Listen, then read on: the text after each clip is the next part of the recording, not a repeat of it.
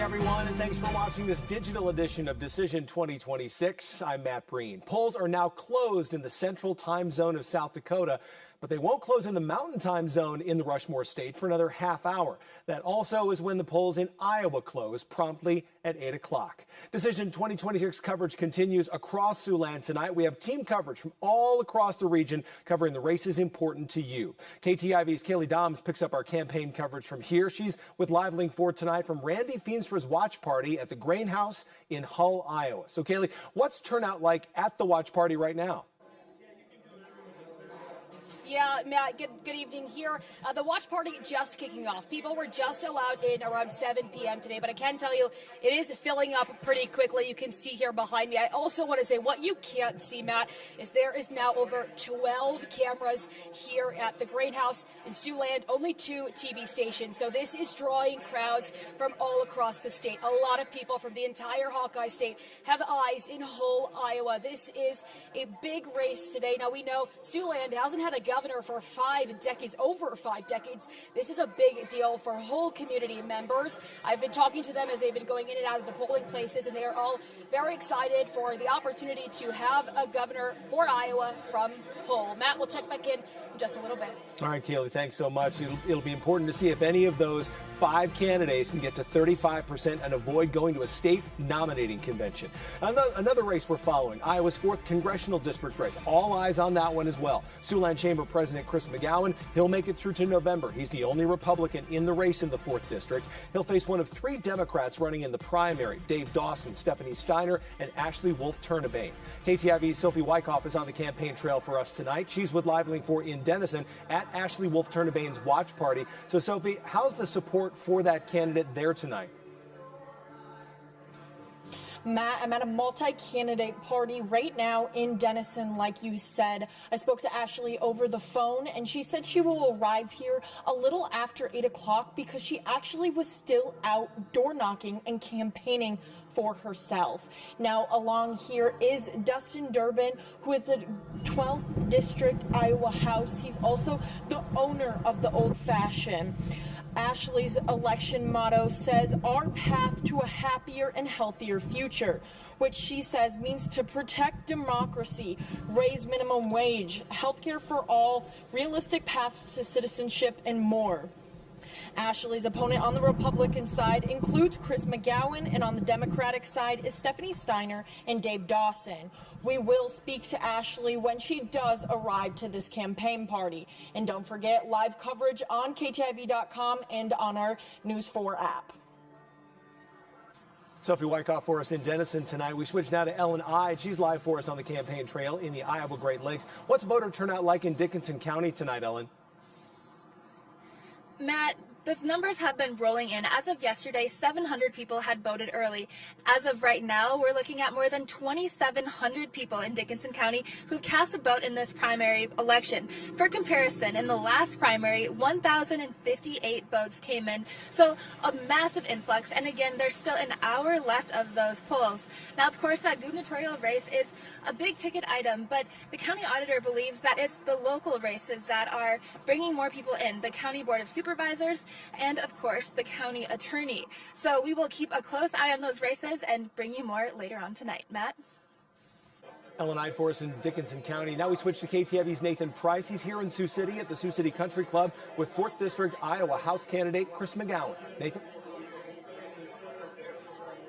Yeah, I'm here, and people are starting to file in here, and I'm here with the man of the Iowa, Chris McGowan himself. So I wanted to say, what does it mean to you, to have these supporters, and how are you going to take this going forward to November? Well, thank you, Nathan. I'm honored and humbled to have so many supporters turn out and join us for this primary election night watch party. We've partnered with Woodbury County, and people from all over this area, the Siouxland region, are welcome to join us. We feel very, very fortunate to be in the position we are tonight. We feel very, very blessed, but we know the hard work begins anew tomorrow morning. So we're going to enjoy tonight, but get right back to work first thing in the morning. Absolutely. Thank you so much. Thanks for having me. Thanks to you. Nathan Price for us at the Sioux City Country Club. Nathan, thanks so much. Our primary election coverage continues right now from Des Moines with KTIV Iowa Political Director Dave Price. Stay with us. We're back in a half an hour. running against two people who are not in elected office running for a congressional seat? I mean, I think the benefit to being a current state rep is that you have name ID in your district. You've been around the district a little more. You've gotten some media coverage. The downside is you're the establishment and you have votes that you've taken. And so, it's really easy when you've never been in elected office Correct. to say how you would vote when you've not had to actually push the button. And so people who are in office have that disadvantage/advantage. But certainly in a time when folks aren't liking the establishment, that's a lane that I can see happening. Okay, let's slide down to the first district.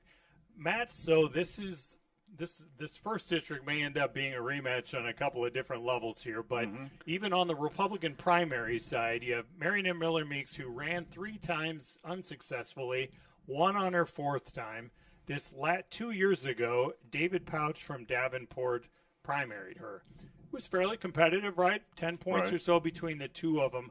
How do you assess the rematch of this in 2026? Well, just as Jennifer pointed out, when you've got somebody like Congresswoman Marinette Miller Meeks who has that voting record, there's a lot of good things that you can talk about. A lot of things, hey, I accomplished this for the district. I accomplished this for Iowans. But there's a lot of armchair quarterbacking that goes on, and there's always somebody that's going to find fault in a vote somewhere. So, yes, you have that advantage of saying, hey, I've worked hard for you. I've delivered for you. But then you also have the people on the other side. They're going to be like, but you should have done this or you did that wrong. So it makes it a little bit more difficult. And we've seen in this district before where it gets pretty close. So this is another one that I'm looking at, and I'm just kind of curious how tonight is going to turn out as far as who's going to be the winner. What is it like when you both led your respective caucuses? Don't do that. Whatever the word is. Hawkeyes. Sorry, I know, I like messing with that word. What is it like to have a one-on-one meeting with a member and you're like, look, I need you to take this vote. Either way, I need you to support this or I need you to oppose it. So I had the luxury of being in the minority, and so my take was always vote your conscience, vote your district. And so I could tell my members that when we would have a conversation about what their district is like and how maybe this vote that they're not sure about, we would remind them that their district really feels this way about and so we talk about what their district wants. But it's a really hard conversation to have because, as I said, they come in, they're independent. They don't work for us. Sure. And so it's really about creating a spirit of team so that the team wants to help each other out. Right. And keep in mind, the caucus has to elect their leaders, all right? We're elected independently. It's not on a slate or anything like that. So one of the hardest things about being a leader is, and a former leader once told me this, the mark of a good leader is a leader that can disappoint those that they seek to lead at a rate that they can consume. So having to have those one-on-one conversations, whether it was to vote for something or against something, they're not always easy. But you have to look at the full spectrum and look at the different districts out there and say, what's right in this district, what's good for this district. And sometimes you have to talk to people that are in blue districts or purple districts, and you have to be like, I know you're passionate about this issue. I know you care about this issue, but this is going to cost you your race if you vote for it. And is it worth this one vote versus not coming back? Correct. And so it's a very delicate balance and very tight rope to walk. Okay, we just talked about that 2nd congressional district. Let's focus on those 2 Republicans running in that race. Connor Woodruff joins us from Cedar Rapids a little bit later in this half hour to dig into this race. But first we want to start, let's flip it and start on the Democratic side first. Keegan Turnbaugh is watching her friend's party in Dubuque. Lindsey James, what's going on out there?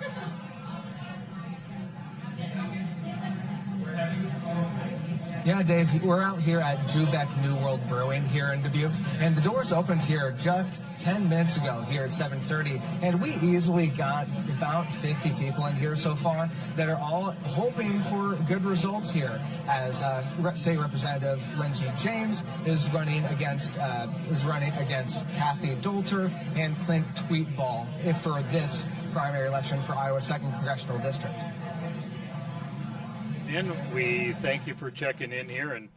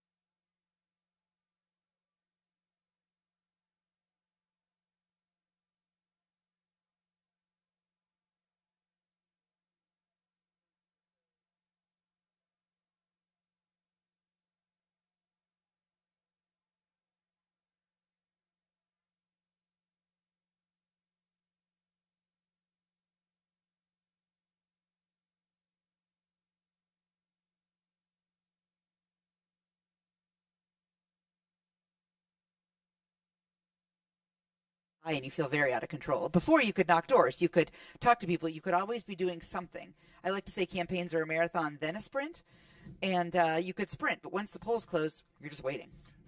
You took on an incumbent? That is correct. So you had to get through the primary first. That's correct. Yep. What was that like?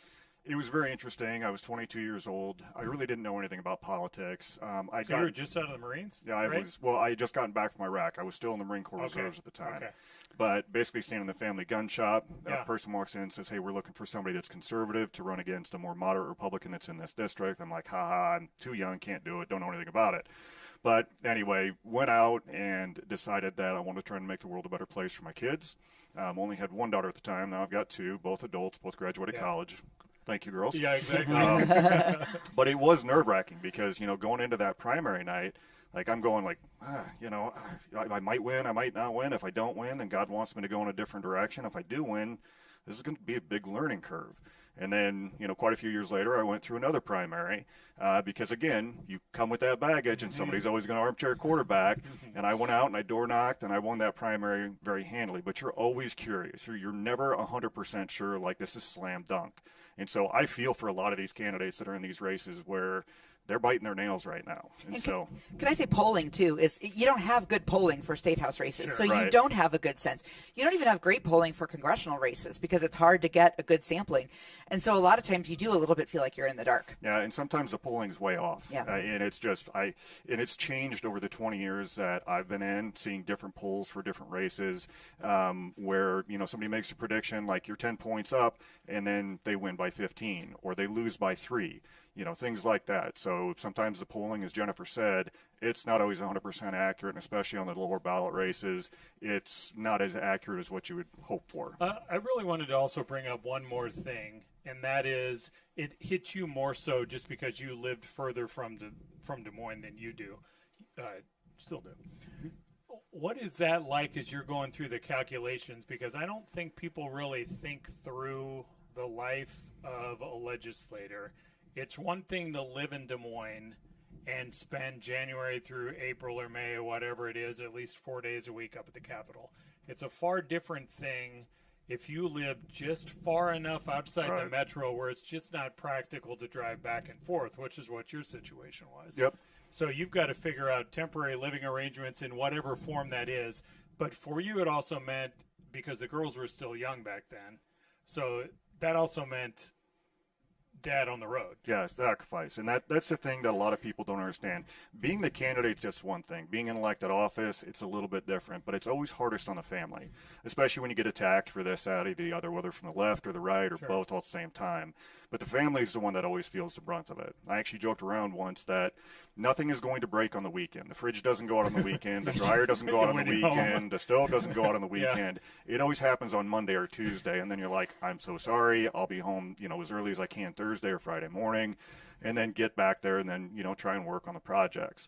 But it's always the family, wherever you're at, that feels the biggest sacrifice. And so I'm very appreciative that, for the 20 years I've been doing it, that my family's been understanding. For sure. I think my husband always says that spouses should have a support group because, like, when we get attacked, we get to fight back, and they don't. And so that's really hard for them, I think. It's interesting because you talk about support groups. That's some things I've read about, like for the spouse of a pastor, that you will frequently have whichever one the spouse is, you go from one church to the next, and you're the plus one, and you're around for the ride and expected to do a lot of the duties a pastor does for no money. That's right. That's right. And which, it obviously impacts everybody. I hadn't thought about that. I'm sure it's a lot alike. If we could back up to I'm going to pull out a prop here. Give me one second. Oh, good. I had to call in a professional artist to help me with a television story this week. My 10-year-old daughter, Lila, made this for me because she clearly has the artistic talent in the house that I do not. But I was doing a story this week on this 35% threshold, right? And I think we all agree that we're thinking that the 35% threshold will not end up being a thing tonight, although we may be watching that for a while, right? Right. Fair? It would be more fun if it was, just from a nerdy standpoint. Indeed. And it's, as we pointed out, because we have 5 Republicans and you're cutting this pie 5 parts here. The question will be, these two gentlemen most likely here, are they the ones that have the potential to hit that 35%? Primarily, but when you look at these other three races, yes, that takes that vote count down, all right? Exactly. And so there's going to be a lot of people that are going to be in Eddie Andrews' camp, are going to be in Brad Sherman's camp, are going to be in Adam Steen's camp, and that dwindles the numbers for both Randy Feenstra and Zach Lane. So you have to make that part of the equation as well. I appreciate you saying that. See, look how comfortable he is. Did you see how he's touching yeah, I wasn't allowed to touch here? the wall, but He's okay, just like, look at me. I mean, take it away, big fella. But obviously, yes, and thanks for pointing that out, because while most of the anecdotal conversations with everybody is that the other three would have a really tough time of it trying to push 35, their bigger play may just be to make sure that neither one of these two guys reach that 35. Because then when it gets to convention, it's a whole new ballgame. That's correct. And we talked about that in the beginning of the first segment. If it goes to convention, Katie bar the door. And we've seen that happen, like with David Young's race, like we talked about. David Young was, fifth place finisher back then? And he ended up being our congressman for quite a few years in that district. In the 3rd Congressional District. Yep. I covered... I'm gonna talk to the invisible man off camera for one moment here. Just give me the heads up, because I think you're reading my mind about where I want to go next as we talk about this. I'm going to read a little secret note here. Excuse me. Your glasses, Dave? I do. They're over there. Oh, okay. Mine are too. Okay.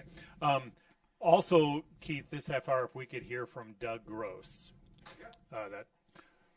he's the man who makes all this stuff happen. So I had a flashback this week as I was thinking about this 35%. The cool thing as a reporter is that I was able to cover Steve King in 2002 when he won in what was the 5th Congressional District back then, which was so super fun. I believe it was 5 candidates, and it's like, I don't know how to describe it if you're not knee deep into politics, but we're in a high school gym, one at a time, all 5, I think they're all men, all give a speech, and then the crowd essentially takes a vote. The guy with the lowest votes gets booted off. Yep. Then you go to the next round.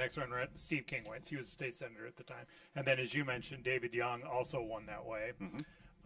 Back in 2002, which would have been my first election in Des Moines because I moved here in 2001, we had a 3-person Republican race for governor. And you can eyeball that and think, all right, that's probably not going to be a high chance that nobody's going to reach 35%, except for the fact that it looked like somebody might not. So we had Doug Gross, who used to be a staffer for both Terry Branstad and Bob Ray, both governors. You had Steve Sukup, the former Iowa House Majority Leader, Speaker of the House, and Bob Vanderplatz, who was a business consultant in Sioux City at the time. And I remember covering that race. I was at the Gross headquarters, and when it was divided up between the 3 of them, it was almost like a third for the longest time until Gross eventually pulled up. So if we have Doug Gross ready here, I will stall just Good job. Like it was equivalent, Dave, to being a marathon runner, finishing the marathon, getting it over with, and right as you collapse across the finish line, they tell you have to run a 100-meter race to see who really won. It's tough. Very tough. I felt a little like, I suspect, how Jesus felt at Gethsemane. Please let this cup pass from me.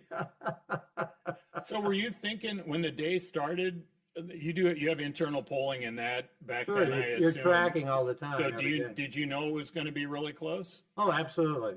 Yeah, and so I spent most of the night actually watching numbers, because you've got a model that tries to determine where you're going to get your numbers in order to meet the threshold. And it took us until I think about 1 o'clock in the morning to get the right algorithm, apparently. But it took a while. But it's a tough situation, and you put your heart and soul on that for months, and then to have it potentially inconclusive outcome can be just mentally really tough. So he said, I don't know if I fully believe him. I mean, he was never nervous. Yeah, he was. Of course he was. You're Everyone always is nervous. Your name's on the ballot. Nobody else is there. You got to do like it. revisionist history after all of these years. I was also never nervous on any of my races. Just like right now, no nerves at all. While we were listening to obviously that was pre-recorded because clearly I didn't change clothes that quickly. As Doug Gross is recounting history, Rita Hart, Madam Former Leader. Yes. I don't know how to properly phrase that with all due Jennifer's etiquette. good. Okay. Rita Hart, the Democratic Party chair, was at the Josh Turek event. Oh, interesting. Okay, maybe she's hopping from event to event. That's what I I would probably and Democrats do have a party in Des Moines tonight. Yep. And she might be going to give, a uniting cry from at every stop. Okay, because it is before. Yeah, polls haven't closed. Still before 8 p.m. So, okay. So yeah, interesting. Yeah, hard to know exactly what they were talking about. Matt, will you talk a little bit about? You were talking earlier about early in your career you had to make the decision to take on an incumbent. I did a quick check, and I don't know if my math is totally right, but I think I counted a dozen legislative incumbents with a primary tonight. I think that's correct. I don't know about the exact number, but yeah, between the two chambers, there are a lot of primaries. That seems a lot, right? It ebbs and flows over the years. It just depends on the amount of retirements that you have, who's got an open seat, and then who's actually being challenged. So if you want to talk about incumbents, yes, there's a higher number this year, but we've seen that before in other years as well. It's also not a redistricting year, so you normally expect that number to be a little higher against incumbents in that kind of year. But this year, it does seem like a lot to me. I mean, it just sort of makes me wonder about the anti-establishment thing we keep hearing about. On both sides. On both sides, yeah. But most of the primaries are on the Republican side. They are, because there are more of them. I was just going to say that. Thank you for pointing that out again.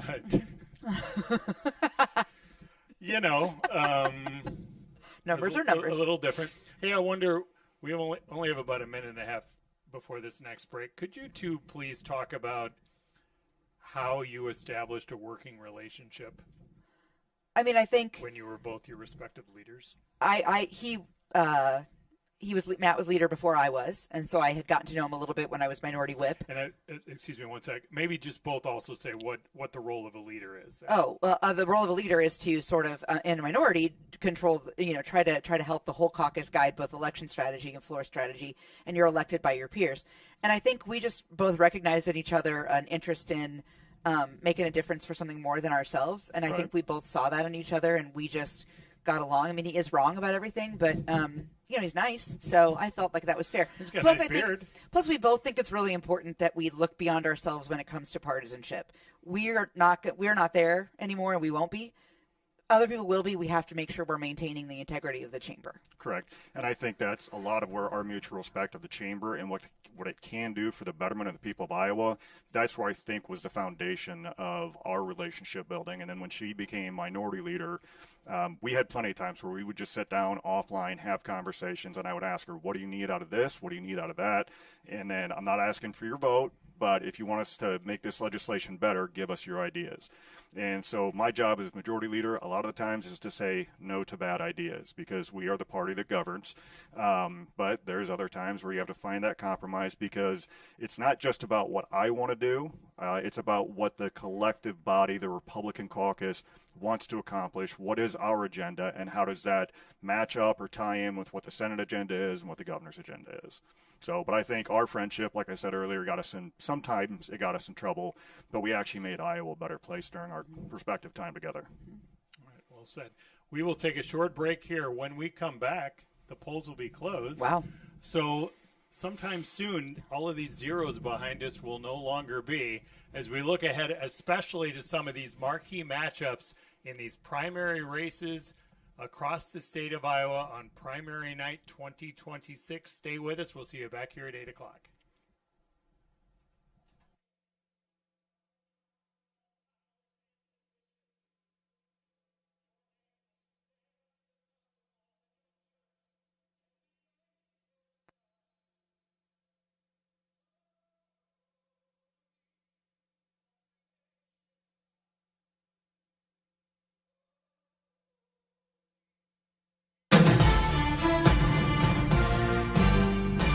Good evening, everyone, and thanks for watching this digital edition of Decision 2026. I'm Matt Breen. Polls in South Dakota and Iowa are about to close statewide, which means we are just minutes away from the first results in the South Dakota and Iowa primary elections.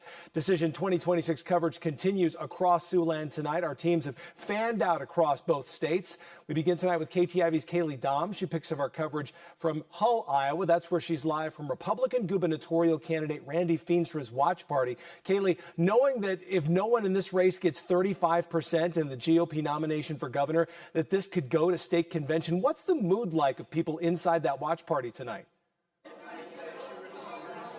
Yeah, Matt, I think here in Hull, Iowa, a lot of community members are very optimistic. They believe that Randy Feenstra will win by a lot of votes. But I will say, we spoke to other candidates who said that even if they don't win the majority vote, if they prevent Congressman Randy Feenstra from getting that 35%, that is a win in their eyes. We do know this could be a very close race, so anything could happen here. I want to note that last time I spoke to Randy Feenstra on May 27th, President Donald Trump had not made any endorsements. That was something Feenstra was hoping would change. Just days later, Randy Feenstra got that endorsement from President Donald Trump. Whether or not that will make a difference in tonight's outcome, we'll just have to wait and see. Matt, polls closing in just a couple of minutes here in the Hawkeye State, and we will be here every step of the way getting reactions from here in Hull. Matt? KTIV's Kaylee Doms for us in Hull, Iowa tonight. Here's another race we have our eyes on, not just the gubernatorial race. We're looking at the 4th District congressional race. Now, we already know the outcome on the Republican side. Siouxland Chamber President Chris McGowan is the only Republican in the race, so he makes it through to the November general election. What is unclear is who his Democratic opponent will be. There are 3 Democrats running in the primary tonight: Dave Dawson, Stephanie Steiner, and Ashley Wolf Turnabane. Let's turn to KTIV's Nathan Price. He picks up our coverage from the Sioux City Country Club, where many of the Republicans in Woodbury County have gathered to watch those results come in. Nathan? Yeah, Matt, I'm here at the Sioux City Country Club, and I just got done speaking with Chris McGowan, who says that this turnout is a very hopeful sign about what's coming up in the later election coming up in November. He said, now this night is not only about, watching and seeing those numbers, but it's also about taking a look ahead and just taking a moment to thank all those supporters who came out to bolster him and just show him all that support going ahead. Now, I got to speak with him a little bit about what his plans are going forward, and if he were to win, about the things that are happening with the Siouxland Chamber of Commerce. So I should have more on that a little bit later, but I'll send it back to you, Matt. KTIV's Nathan Price for us in Sioux City. Now we turn to KTIV's Sophie Wyckoff. She's on the campaign trail at a multi-candidate watch party in Denison, Iowa. That's where 4th District congressional candidate Democrat Ashley Wolf Turnabane will watch the results come in tonight. Sophie? Matt, let me tell you, for Ashley Wolf Turnabane, the campaign does not stop until that 8 o'clock hits when the polls close. She is having a current watch party here at the Old Fashioned in Denison, Iowa, but she is not even here yet. She is still out door knocking and campaigning for herself. Like I said, she's still out there until those polls close. Her campaign motto is a healthier and happier Iowa. She wants to raise minimum wage, protect democracy, and realistic paths to citizenship. She should be here soon, and we will catch an interview with her after those election results come about. We'll send it back to you at the station, Matt. KTIV Sophie Wyckoff for us. Now we want to turn to Ellen Ide. She's on the campaign trail in Milford, Iowa. And Ellen, I know it'll be hard to beat voter turnout numbers from 4 years ago, but voters, they certainly seem to have shown up for this primary election in the Iowa Great Lakes. Yeah, Matt, actually, it's believed at this point that voter turnout has beat those numbers from 4 years ago. In fact, it's been a pretty surprising day as far as voter turnout. More than 2,700 voters in Dickinson County have cast a ballot. Now, just 2 years ago, that number was 1,058. Of course, the Republican gubernatorial race is playing a role in that surge, but County Auditor Lori Peterson says she believes that the local races are drawing in the crowds. Those races, Dickinson County Supervisor and County Attorney. We'll keep an eye on those races and hear from some more local candidates in our next half hour. Ellen Ide for us in the Iowa Great Lakes. Ellen, thank you. Our primary election coverage continues right now on News 4 Now. Stay with us. Those results coming in just a few minutes. Polls now have just closed in both Iowa and South Dakota. We're back in 25 minutes with the latest results from both states.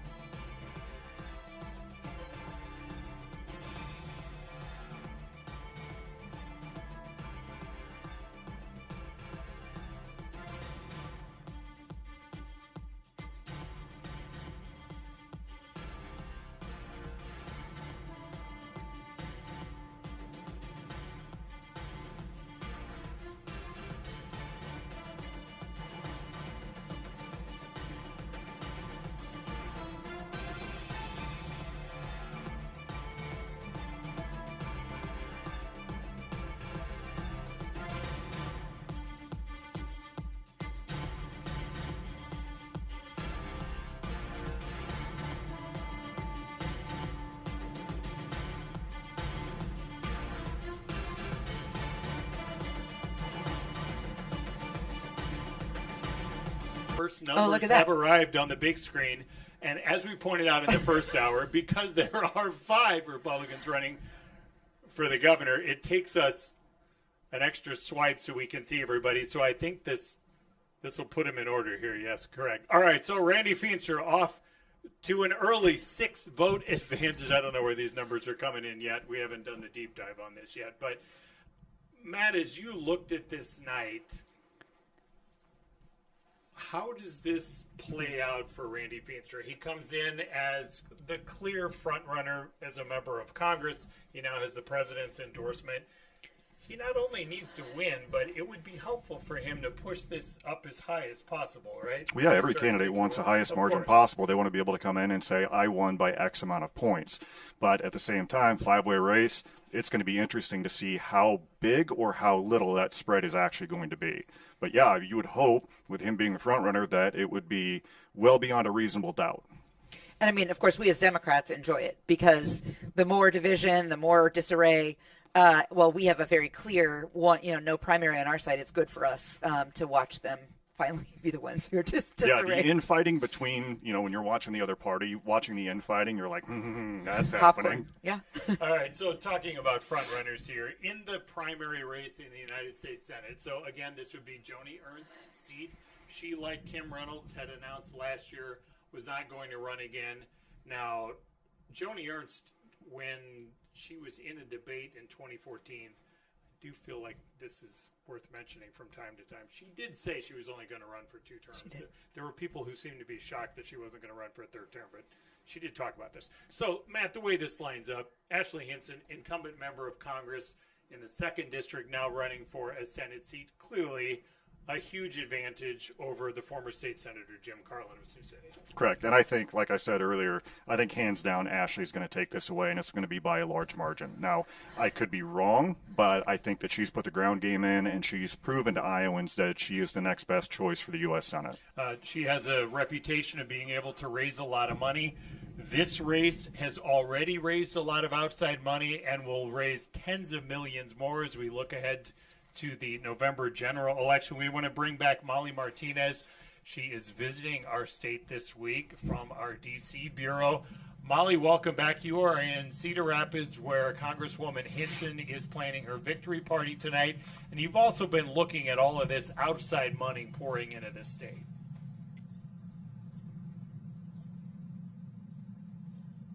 Yeah, Dave, what's interesting about this outside money is that when you look at Federal Election Commission data, it seems as though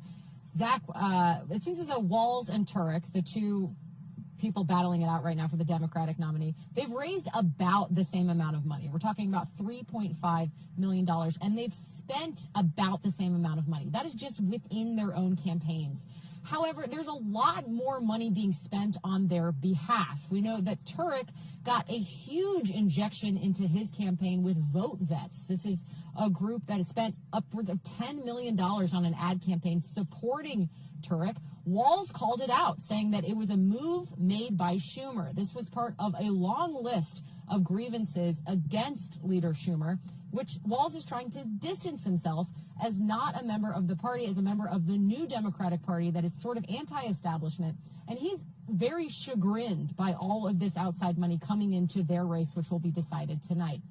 Now, the polls have closed. We're going to get these numbers soon. Very soon, we will know who will face off in November. Like I said before, we're at Ashley Hinson's victory party. She has already named it a victory party even well before the polls closed. So she is confident that she has this nomination. A lot of money from the outside is going to come into her campaign as well, because Democrats really believe this is a seat that they can flip. Because it's an open seat, they're going to really funnel a lot of money into this. If history has taught us anything, we know this is going to be an expensive race, because if you look back to 2020 with Joni Ernst, that was a historically expensive race. $238 million was estimated to have been spent on that race to reelect her to the Senate. And so a lot of interest is in Iowa. This is a seat that could swing the pendulum of power. And so they're really going to throw everything they have at earning those votes, and also possibly spending money to earn those votes. Thank you, Molly. Yeah, definitely a lot of money that we will be keeping track of from now through this November election. We appreciate your help from Cedar Rapids tonight. And these numbers are updating as we go. Almost, 3 out of 4 votes going to Congresswoman Hinson in this race. And we got our first look at some numbers from the Democratic primary. These are very, very early on, and that's about 7,500 total votes or so. Josh Turek up early, as you don't know exactly where these numbers are coming in. But you endorsed Josh Turek. Yeah. You recruited him to run for the State House. Clearly, there is something you saw in him years back. What was it? Yeah, I mean, he's a regular guy. He's got a competitor spirit, and he hasn't been in this political game for a long time. And in a place like Council Bluffs and a place like Iowa, that matters. Yep. And he's a regular guy who overcome a lot and is able to really, I think, represent what regular Iowans bring to the table. And I think that's why I saw that he'd be a good fit for the district. He's also a local hero out there, which didn't hurt. But, he has gold medals. He has bronze medals. Don't ask him about the bronze medals. He will not talk to you about them. He's very upset about them still. But, he's the real deal. And so for me, it was about seeing that he's got that way to tell a story and share a narrative that works. Benefited, as Molly pointed out, from a lot of outside money. Josh Turek has what he hopes will be a victory party in Des Moines, and that is where we have our colleague Brian Tabik, who is following that. Earlier on, there weren't a lot of people who had trickled their way in, and we joked during the first hour that this can be very challenging when you're setting up at one of these parties. If it turns out to not be a victory party, this is my flashback. I remember in the 2008 caucuses, and I do a whiteboard that I'm going to Lila, good job. It's sort of my tribute to the late Tim Russert from Meet the Press, who I really, really idolized and got to work with a couple of times or work next to. I can remember in the 2008 cycle, and if you remember back then, so it was Barack Obama, John Edwards, Hillary Clinton. Those were kind of the big three on the Democratic side. And I was struggling with which candidate to cover because I was able to pick. And he's like, well, who do you think will win? And I said, it's going to be close. I think it's either going to be Clinton or Obama. It's tough to. He said, my advice to you would be Hillary Clinton will be guaranteed news either way. Barack Obama's a big story if he wins, but if he doesn't, So I go with Hillary Clinton. It was like covering a funeral. Yeah. She finished in 3rd place. And so I will just say for the reporters out, as we say, in the field covering some of these campaigns tonight, if you are at a campaign that loses, it really sucks. Well, and I mean, because it's difficult to find anybody to talk to you. There is chill, and then there is what happens when everybody in the room realizes that your man or woman is not going to win. And it's not fun. Because we're not in the room either. The people running aren't in the room. The people running the case. Right. And so we don't want to come down when we've lost. And so it's a very different story. Absolutely. Why don't we scroll through the numbers? Let's start with the governor's race here. And as we mentioned here, we have 2 to keep track of here. So Feenstra from the get-go, as the early numbers have come in, you can see that he is statewide approaching now 1,000 total votes. And this is 1% recording? We don't have that on this screen. I'll try to get to that. Estimated 1.3%. Sorry, 1.3. Thank you. Wow. That's why I'm taking over his job. Hey, we're here to help, Dave. We're here to help. A lot of live television. I should get my little.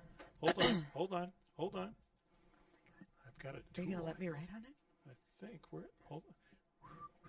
Hey, Dave. Man off camera would like to talk to you. Oh, okay. All right. Yeah, don't mind me, folks. I got to remember how all the toys work. Okay. Votes in 1.4%. That's what you asked me like 10 minutes ago. Okay. All right. So let's get out of that. Let's go to that. It's the X. You can hear the man off the camera guiding Trying to help me. you out, Keith. Okay. Here we go. Technology is always our friend. All right, so the U.S. Senate race that we were talking about just a moment ago. So we have about 4+% in and a sizable lead for Josh Turek. Brian Tabik is with the Turek party in Des Moines tonight. Brian, when we talked to you last hour, folks just starting to trickle in. Now that the polls are closed, we assume people are going to get a little bigger, the crowd grows. Oh, it definitely has, Dave. You can just see behind me that some of the chairs have started to fill here. We just had the Iowa Democratic Chair, Rita Hart, also speaking on stage, talking about how important these races are for Democrats just moments ago. I've also had a chance to start talking with some of the potential voters, one of us also at the Democratic Party, talking about the Turk race, how important it is, and just how they believe that he also, because of where he comes from on the west side of the state, is a very popular candidate for the Senate seat. So we are, again, we have, just came in a few moments ago, Sarah Torn-Garriott is expected to take the stage here in just a few moments. It's a state senator here in Iowa, so we are waiting on that. Again, people are starting to take their place, getting ready to watch as this race unfolds. Thank you, Brian. We appreciate the perspective from the Turek headquarters tonight. Thanks for being out there for us. Sarah Torn-Garriott, who is running in the 3rd Congressional District and will be the Democratic nominee. You may know her. I do, and I endorsed her. All right, let's see where we are on this. All right, so we're pushing our way close to 2%. Feenstra still, Steen, Lane, Andrews, and then Sherman now. So early on here, so we don't want to try to make too much out of this. But let's go back to this U.S. Senate race now to check in with the other Democrat running in this race, and that is Zach Walz. Zach Walz has his party going on in Iowa City tonight. He has as I've watched this, we talked about this a little bit in the last hour, but the money, it just seems like so much outside spending, doing the biographical look at Josh Turek's life, overcoming spinal bifida. He's had a gazillion surgeries when he was campaigning for the State House, going up sidewalks in his wheelchair where he puts the chair to the side and climbs the way to the top, drags his chair up there. I appreciate that you see things from the Republican side, but you know Josh. Yep. Regardless of party, that's an inspirational story. People like inspirational stories. Absolutely. And it's not one where he throws it in your face. It's just like, hey, this is who I am, and I'd like to represent you. Here's what I believe in. I hope that you believe in the same things. What can I be best doing for you? So, yes, it is a very inspirational story, and that's why he and I also have been able to be colleagues and friends. We don't always agree ideologically, but, yes, he's a good guy. I will say I have been told he's pretty competitive when it comes to basketball, though. Yeah. He may be a good dude to talk to, but I have heard there's a different side on the competitive side when it comes to basketball. Never played basketball with him. He would win. Yeah, he would win. Without a doubt, he would win. And he has several Olympic medals to prove his strength there. All right, let's now check in with his opponent, Zach Walz, who has his party in Iowa City, and our colleague Rebecca Vaughn is out there. Rebecca, what's going on out there? Yeah, we are at the Reunion Brewery here in Iowa City. We're just outside of Coralville, where Zach Walz lived for a long amount of time. You know, it's good energy here. There is a lot of good energy. Polls have been closed for about 15 minutes now. Everyone here has their eyes on TV, and anytime Zach Walz pops up or is mentioned, people are clapping, people are cheering. Just before 8, about 5 minutes before 8 o'clock, he popped up on the TV here behind me, and people were clapping and cheering and saying, flip that seat, flip that seat. So there's a lot of good energy here. People are closely paying attention to the TVs as votes come in, and people are just interested to see who is going to have this spot on the ballot come November. All right, Rebecca, we appreciate your vantage point from the Zach Walz party tonight. You were getting some tidbits, right? On my phone. So I just saw that 17% of the vote. Of bringing in people who know what they're doing. 17% of the vote in Polk and Turek is up by 40 in Polk. And Polk will be one of those bellwethers we look at in a Democratic primary, right? Polk, Lynn, Johnson certainly will be looking closely at.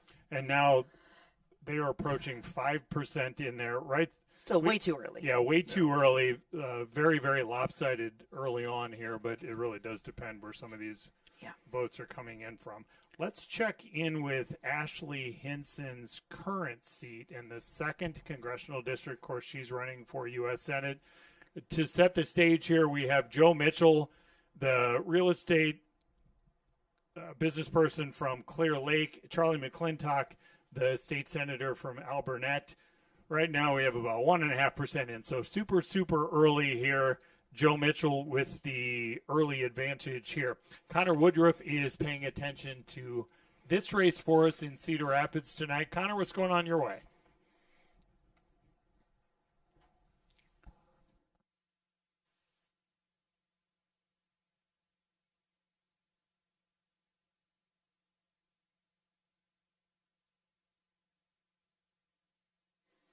All right, we'll see if we can reestablish Connor's microphone. That happens with I do have a technology. little. Yeah. So when I was running the first time, the results that came in, you said it depends on where they come in from. I was winning every precinct until the really Republican precincts in my district came in. So it came out from the east to the west, the precincts did, and so I the margin kept getting smaller and smaller as the night went on. So certainly these numbers aren't reflective of the total for sure. Correct, and you see that in a lot of the different competitive races out there because you are basing it off of what the early vote count was, but then also what is the final precinct to come in? Does that lean more one party or the other? And we've seen races, as Jennifer just talked about, we've seen races flip where you've been up by a certain percentage, and then all of a sudden you go completely upside down. So. Once Clive 4 came in, it was over. I can very much remember when Governor Reynolds was running against Fred Hubbell, and for a while it looked like Hubbell might get that upset. And I was on the air at the time, and I had a couple of folks on the air with me. The Democrat was thinking, hey, I think this is about time to call this race. And I checked with a few folks on my phone, and I said, is this legit? Hey, I would hold off on things because there are a bunch of votes in Northwest Iowa that are not in yet. And she mopped up there and ended up winning by a couple of points. So it does very much matter where the votes are coming in. Your friend, Representative Lindsey James of Davenport, now with 4.4% of the votes in, comfortably ahead in this. Hard to see that it would be this kind of margin, but she would be the favorite for this race in this 2nd district. For sure, absolutely. And she's the one that has Emily's list support. Other Democratic establishment groups have endorsed her in this primary. Matt, we did not get to talk about this race in the first hour. This one didn't necessarily get a lot of attention, and a lot of times this is the case with primary races, but obviously super unusual in the sense that we have the current lieutenant governor running for a different position, running for state auditor, and running against a current county auditor in Abby Moss. The dynamics of this are fascinating. Well, and I've worked with Chris for years when she was in the state Senate, but also as lieutenant governor. And, I mean, she's gone out. She's truly passionate about trying to help Iowans and get us moving in the right direction. I've also met Abigail Moss out on the campaign trail when I was out on the in the 4th district. And so it's going to come down to a matter of who put all the work in and how much people actually trust them to do the job of state auditor and understand what that role actually entails. Were you surprised that the lieutenant governor was running for state auditor? No. I'll keep it brief. No.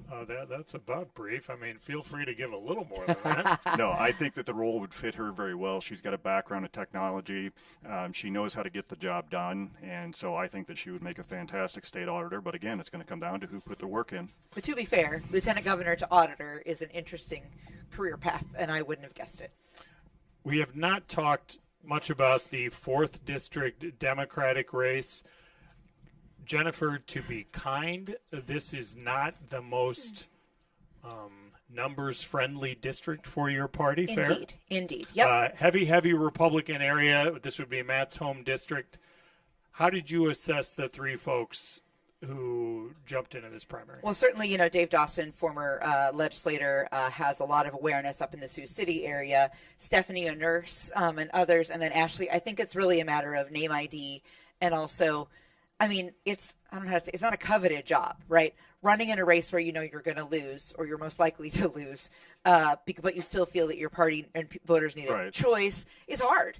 And so, the fact that there are 3 people running for this is fascinating to me, because in some of my districts that have my House districts that have the makeup of this race, I would have had a hard time getting one person to run, let alone 3. I know, and we've been through the same thing on the Republican side. We have every year when we're looking at House races specifically, we always try and find as many candidates as possible, because then we have to make them be competitive in some of those races. So if you can't find a good candidate, it makes it very difficult, and then you have to target other races. Okay, so 2 candidates running in that 2nd congressional district. As we mentioned, Joe Mitchell, Charlie McClintock, very, very early on here. Joe Mitchell with about 60% of the vote, but just 1.5% in. Connor Woodruff is following this race tonight for us from Cedar Rapids. And Connor, what's going on there?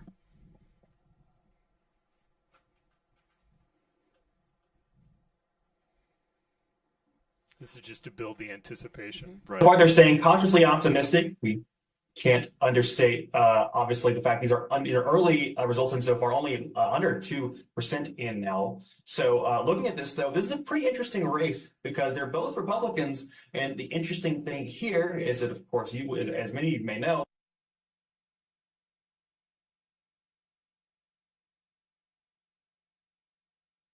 McClintock does not have going into this. Mitchell has served in some pretty decent administrative positions with the Trump administration, which has likely earned him his endorsement here. But McClintock, in my interview with him, tells me he's actually stepping away from the president and is likely going to be relying on independent votes for this upcoming primary tonight. Now, another thing worth mentioning here is the experience between these two. Joe Mitchell made history as Iowa's youngest ever representative a few years ago now. But Charlie McClintock has also spent decades in public service with both the Iowa National Guard and also the Cedar Rapids Police Department, where he just retired quite recently. Interesting just to see those different comparisons here. The age difference there, of course, is key, but of course, with Joe Mitchell's experience working with the president directly, and now with that endorsement, they're optimistic that's going to carry them throughout tonight's primary.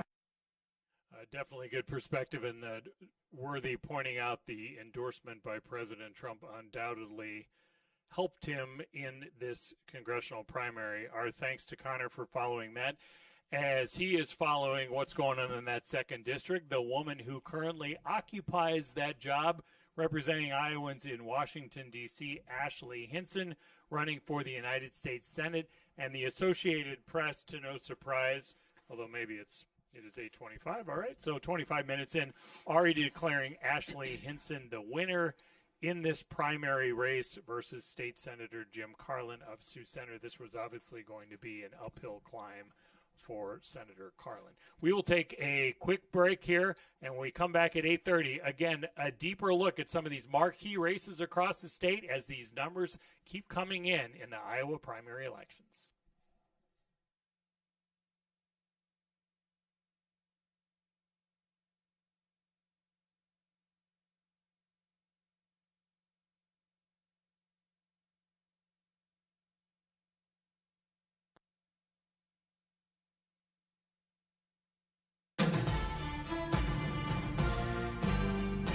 Good evening, everyone, and thanks for watching this digital edition of Decision 2026. I'm Matt Breen. Polls are now closed in Iowa and South Dakota, and early results are in. Now, a lot of eyes are on Iowa's 4th district congressional race. Siouxland Chamber President Chris McGowan, the only Republican in the field, so he's guaranteed to move on to the November general election. He will face one of 3 Democrats. Here are the latest numbers that we have. Right now, Democrat David Dawson is leading that field of 3 candidates, leading Ashley Wolf-Turnebane and Stephanie Steiner. He has 42% of the vote, but again, only 3.4% of the precincts reporting. KTIV's Nathan Price picks up our coverage from Sioux City. That's where many voters have gathered to watch the results come in with candidate David Dawson. Nathan?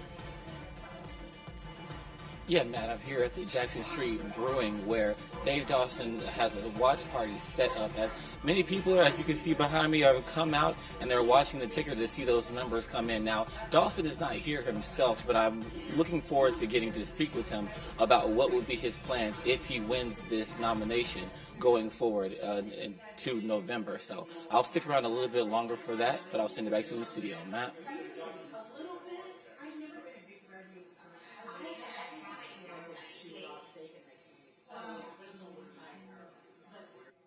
Nathan, thank you. Let's turn to KTIV's Sophie Wyckoff. She's in Denison, Iowa, at a multi-candidate party where we expect 4th District Democratic congressional candidate Ashley Wolf-Turnebane will watch the results come in tonight. Sophie? Yeah, Matt, we're currently at the Old Fashioned, like you said, and I'm joined here with Ashley Wolf-Turnebane. So, Ashley, the polls are closed, the numbers are coming in. Walk me through this multi-candidate party tonight. Oh, so we have Rachel Burns, we have Dustin Durbin, we have Benjamin Shower, and maybe a couple others. I just got in from door knocking over in Ames today, and so I haven't even gotten to really greet everybody yet. I just peeked in. I'm so grateful for everyone who came, and we're just celebrating the hard work of this campaign. So what do you think of those results so far? I actually haven't gotten to see the results yet, and so I will be doing that next. But I know that regardless of the results, we have a lot to be proud of in this very grassroots campaign. Well, thank you so much. And we'll send that back to you in the studio, Matt. All right, thank you so much, Sophie Wyckoff in Denison for us tonight. Let's turn to KTIV's Ellen Ide. She's on the campaign trail in Milford, Iowa, and she's at a watch party for the 3rd Democratic candidate in that 4th District congressional race, Stephanie Steiner. Ellen? Yeah, Matt, it's been a big day for voters in Dickinson County, and we're still watching those numbers come up and build up and up and up. But right now I am joined by Stephanie Steiner, and she's going to give us a little bit of a look into what her campaign has looked like. Yeah, you know, I'm just an everyday Iowan. I never imagined that I would, step up and run for Congress out of the blue, but the way that the state's been going, our nation with our economy and our health care, being a former women's health nurse, that's hit real hard right here in Iowa where families have lost Medicaid coverage. They have lost ACA subsidies. So, I felt like there was a need, and instead of political insiders and career politicians who have not really made the country better or safer, I stepped up to run. And we'll keep an eye on those polls as the numbers keep coming in tonight, and we'll have more for you in our next hit. Matt?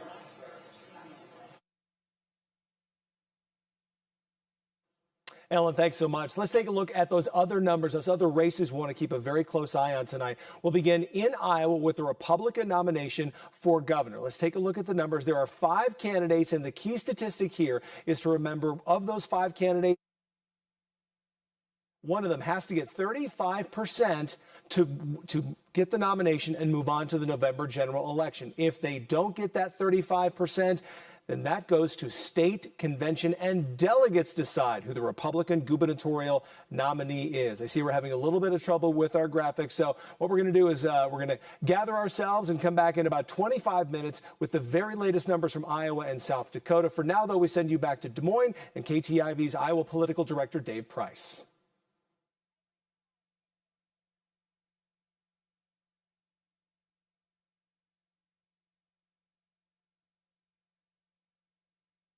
Well, hey, at least that happened during a cut-in that nobody's probably watching instead of the real thing at 10 o'clock.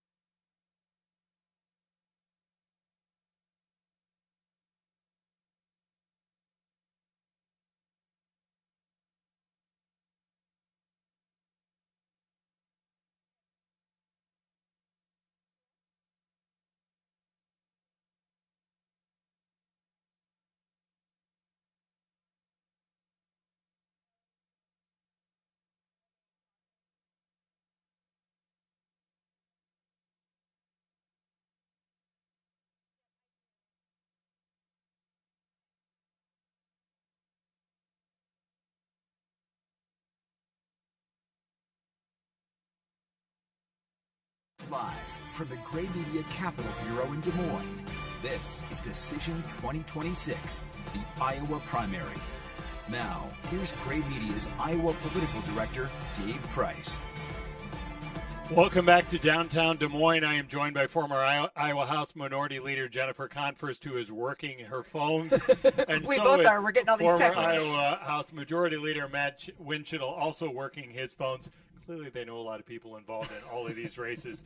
If we can reset, let's look at where the Republican race for governor stands right now with almost 15% of the votes in statewide.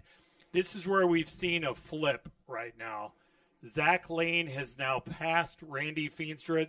Big picture, this is still early on, but we also know Feenstra came into this race as a pretty heavy, started the race for sure as a heavy favorite. Maybe that slimmed a little bit as things gone.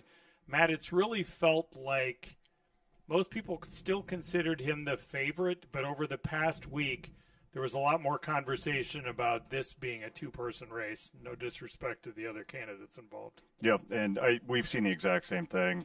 Like we talked about earlier, there's been a lot of different endorsements going on out there. Congressman Feenstra got President Trump endorsement a little bit late.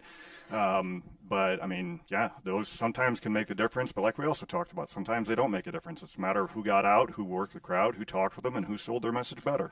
Former Congressman Steve King behind Zach Lane's campaign. Steve King not a fan of Randy Feenstra since Feenstra beat him in the primary. Of course. And then took over his congressional seat. Our colleague Isabella Warren is in West Des Moines where Zach Lane has his election party tonight. Isabella, you've been watching the crowd build there over the past hour and a half. Now that we're seeing the first reports of Lane ahead, what's going on there? Yeah, let me tell you, once those first numbers came in, it was a little quiet, it was calm. People were ready, it was definitely too early. As soon as you could see Lane's name above Randy Feenstra, it was loud, there was cheers. Now, essentially, anytime they see Lane above Randy Feenstra, there is loud cheers here in the room. People are pumped, super excited. Again, still early, though. Thank you, Isabella. Yeah, that will definitely be a race to watch tonight. Very locally in Polk County, Jennifer. Sort of getting into your home turf here. Polk County Board of Supervisors, and I realize this may not have a lot of awareness outside in other parts of the state, but it had a very interesting primary race in the sense of Matt McCoy, he used to be a former legislator, is the chair of the Board of Supervisors. John Forbes, who used to be your colleague in the Iowa House of Representatives, running in the primary against him.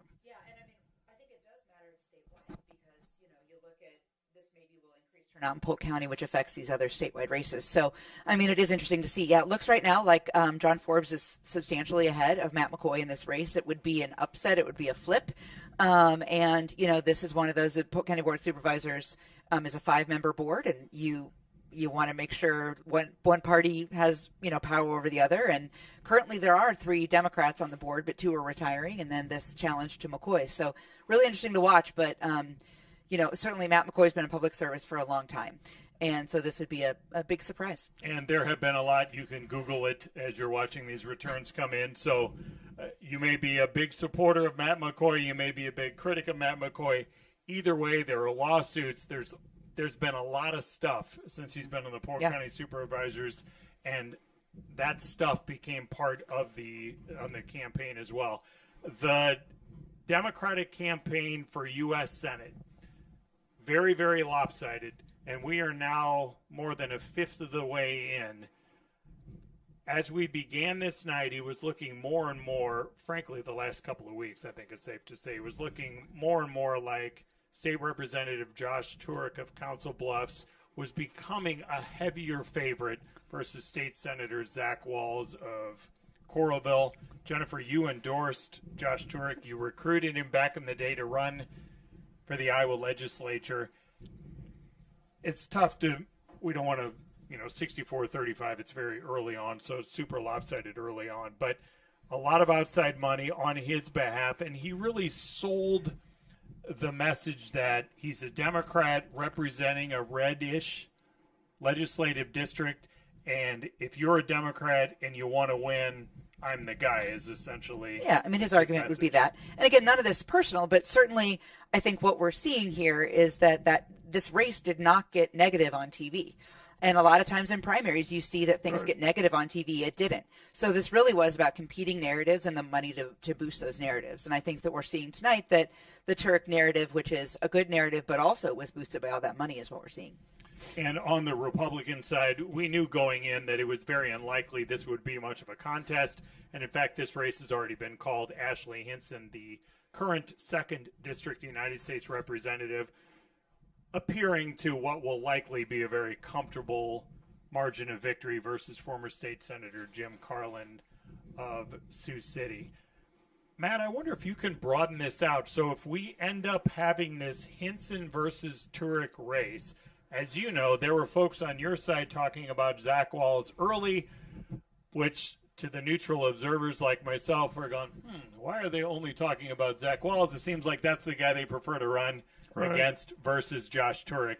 A Hinson-Turek matchup for an open United States Senate seat will get a ton of attention, and we are going to see tens and likely hundreds of millions of dollars spent on this race, right? Yep. And that's going to be the interesting part, to see how much money actually comes in, how much they can still build momentum with Iowans. And quite frankly, when it comes down to the general election, it's who can actually get the job done for all Iowans, not just Republicans. I mean, we're looking at the, competitive primaries for Republicans and Democrats tonight. But when it comes to the November election, it's going to be whose message actually sells, who resonates the best with Iowans and what their values are. So I think it's going to be a very interesting race to watch going over the summer and into the fall. And, I'm biased. You know who I hope wins, but that's just because I'm a conservative Republican. Well, and I think, too, you look at this idea of the whole ticket and the money in Iowa, right? So you've got a national profile for the Senate race, a national profile for the governor's race, a national profile for 2 of the 3 congressional races. I mean, the amount of money coming into this state is going to be substantial. And I think Iowans are going to be once again the center of the political universe, and also real tired of their TV ads. Right. And the other thing that I would point out, we keep talking about the money, and I think Jennifer and I would agree that there is way too much money in politics. You should have the grassroots support, and it shouldn't be coming in from all these outside entities. But it is the reality we live in, and to get your message out, it does cost some of that money. Do we want to listen in a little bit to Republican Party Chair Jeff Kaufman? I'm assuming he is at Ashley Hinson's campaign party in Cedar Rapids. Hundreds of millions from, I wouldn't even say Illinois, Chicago. So this is from the political underbellies of the United States political system. You couldn't get money pouring in here that's any more in contrast to what Iowa values are. The money is going to smell. There's no doubt about that.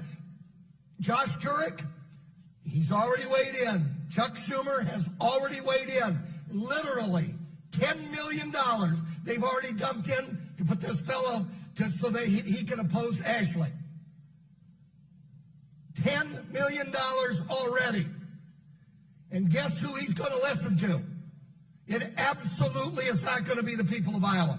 Absolutely is not going to be the people of Iowa. I see we got members of the House in here. You all know exactly who Josh Turek is going to get his orders from.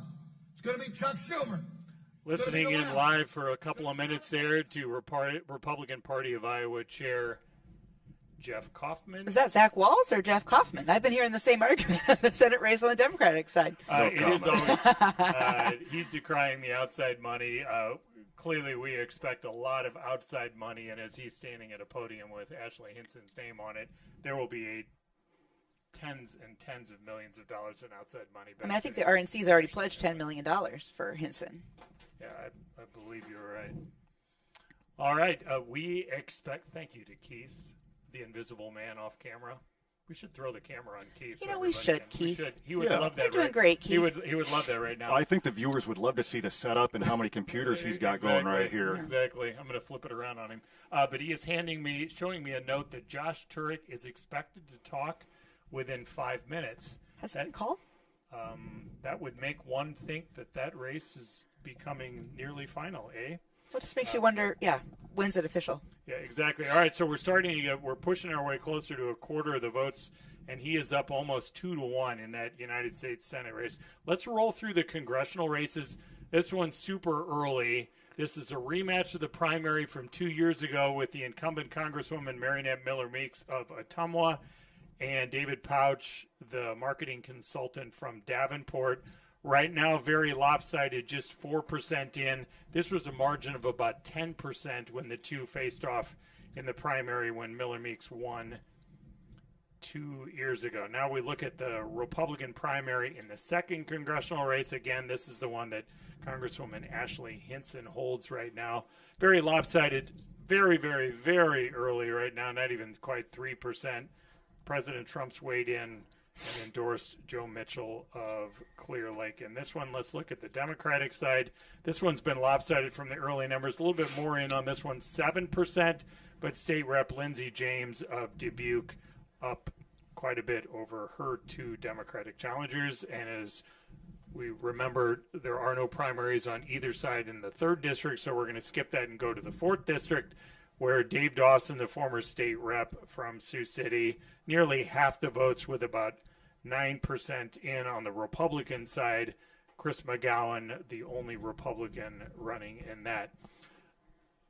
Matt, you looked hard. You ran for a while at this 4th congressional district. As you're standing here watching numbers coming in tonight, have you already made peace with everything? Oh, yes. Is there no, is sadness gone? No, I'm actually very pleased to not be on the ballot after 20 years. And quite frankly, like I said earlier, after President Trump endorsed Chris McGowan, I got on the phone with Chris, and he and I had a great rapport on the campaign trail. We always treated each other fairly at debates, forums, different events.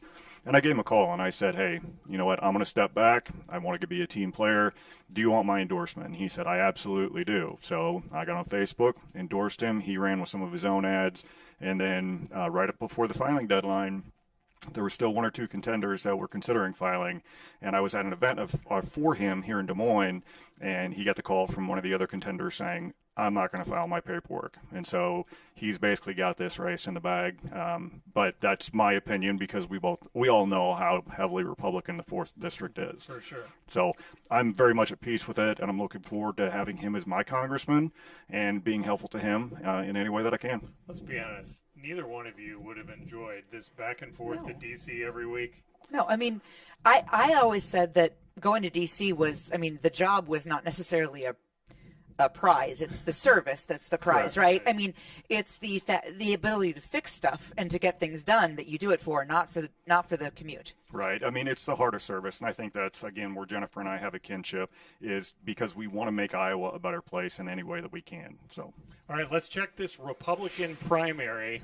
We are now 19 point. See, I learned how to do. Look, you did such a good job. Thank you. I am doing okay now. All right, Zach Lane widened it, and if I may use my other prop, thank you to my 4th grade daughter Lila, who made this for a TV story.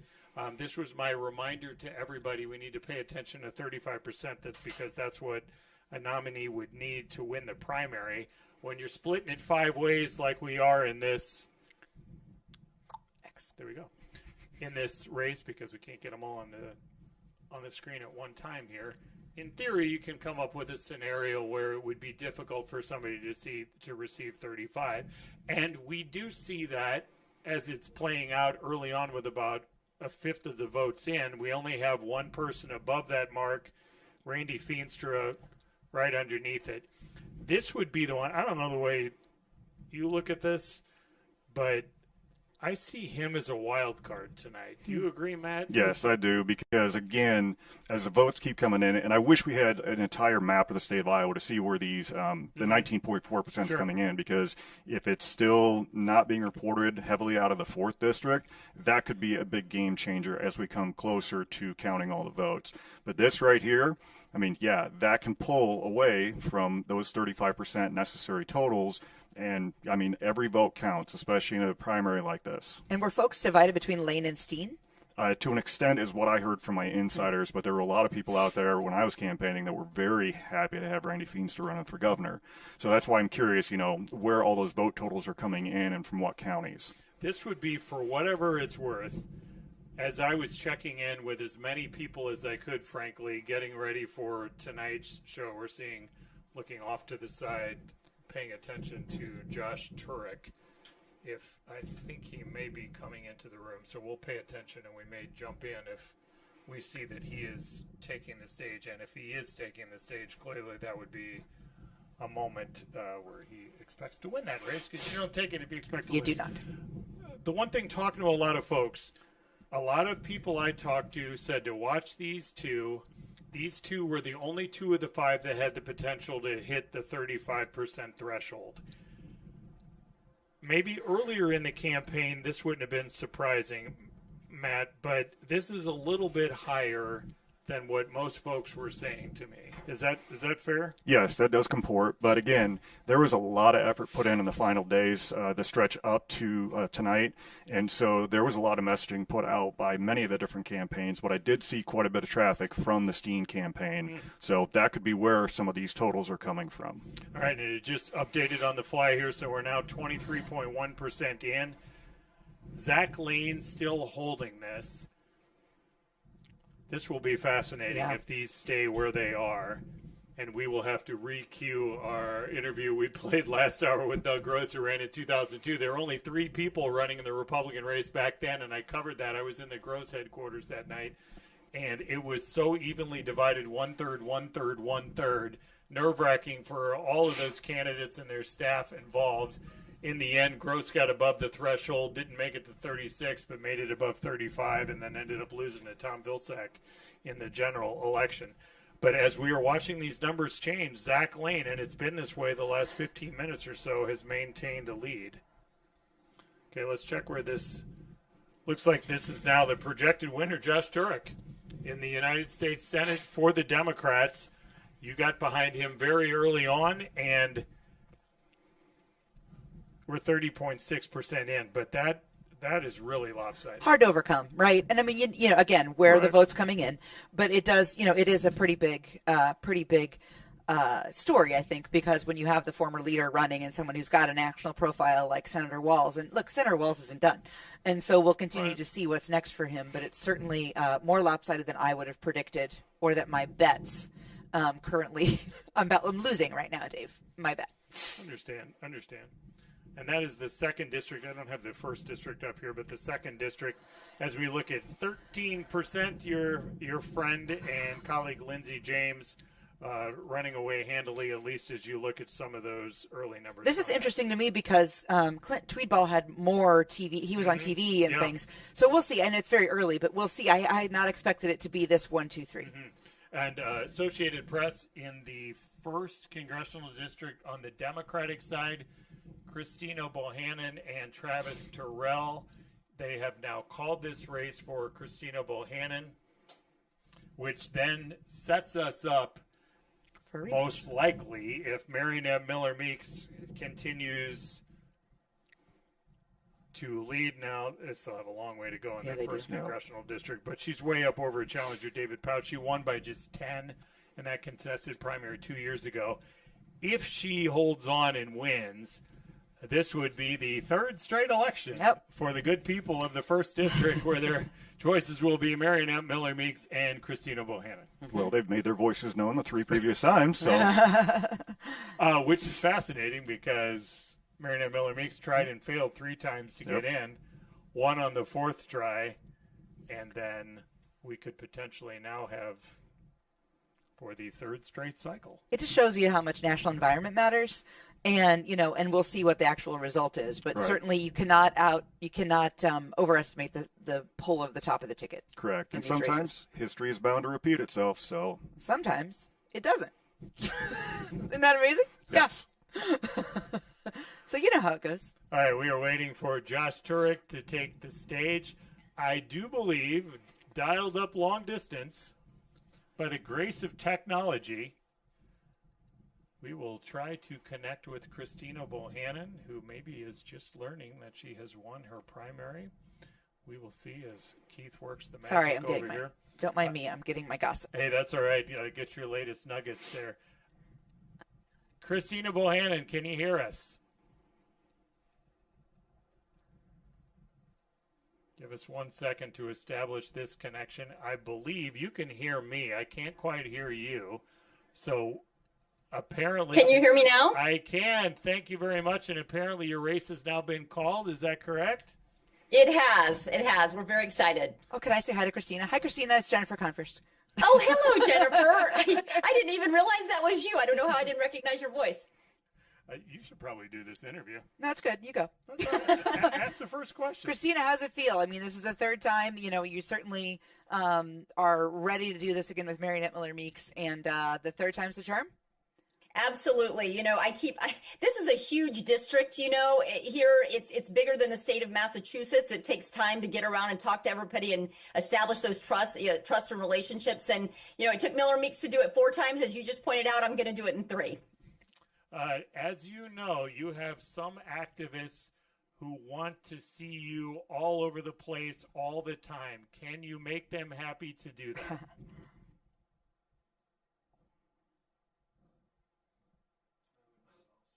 Let's see if you can still. Hold on. You? Oh, you're back. Hey, can you hear me now? Yes. It's like that that telephone commercial. Can you hear me now? Can you hear me now? Hey, as you know, you have activists who look at how the results turned out last time. You had 2 counties where you did well. They look at some of the other places where they either want you to win or thin the margins. Can you get out to some of these rural counties more in this cycle to satisfy what some of these folks in these rural areas are asking for, and can that be the difference maker for you? Yeah, you know, look, last time what we did is we won Johnson County, we won Scott County and Jefferson County, and we all Kamala Harris in some of the deepest, most rural counties last time by 15 to 20 points by going places that politicians of both parties had left behind. And so, you know, we plan to get out there and do even more this time. We've already started. We've been knocking doors for months. I'm going to every corner of the district. And the other thing is, look, this cycle is very, very different.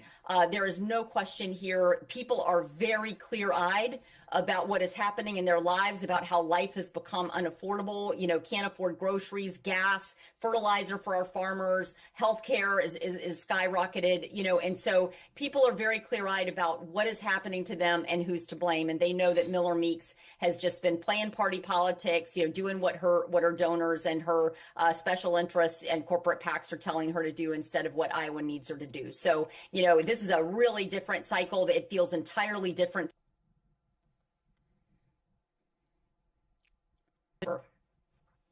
And have the economic matters risen to the top so much more this cycle? Like, is it that obvious going out campaigning? Healthcare, as you know, 2 years ago with Roe versus Wade being overturned, that was so much of the talk, especially with Democrats.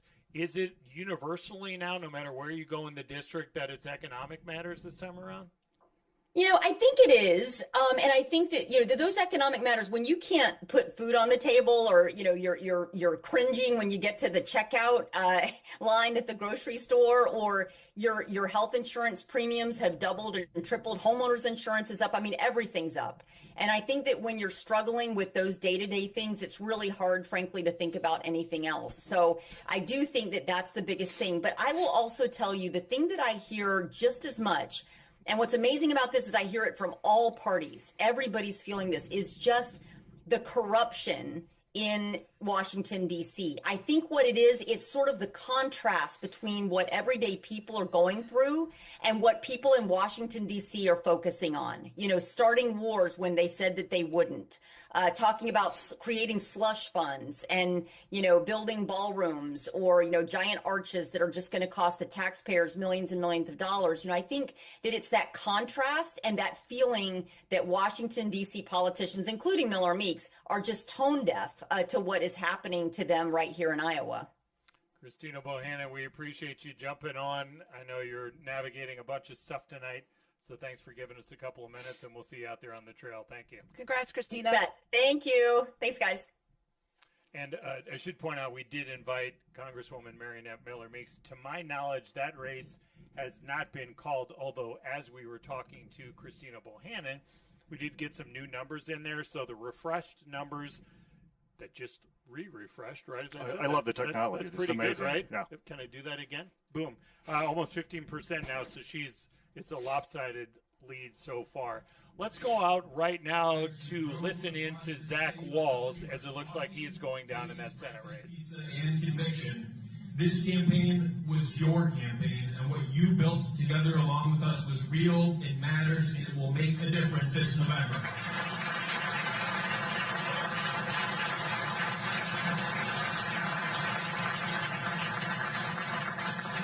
To my campaign staff, my incredible, exhausted, relentless campaign staff, Anna, Andy, Josh, Jacob, Becca, Britton, AJ, Ron, our organizers, and our interns, give all of them a big round of applause.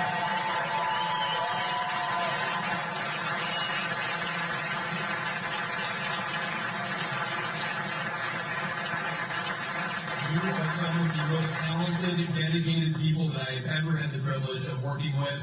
And I am proud to be someone who has worked alongside you in the trenches with you every single day. And to every Iowan, to all of you who are here tonight, to all of you who are watching at home, to the folks who gave what they could, who showed up to stand with us, thank you. To every supporter from across the country who chipped in, who volunteered from afar, who offered words of encouragement, from the bottom of my heart, thank you.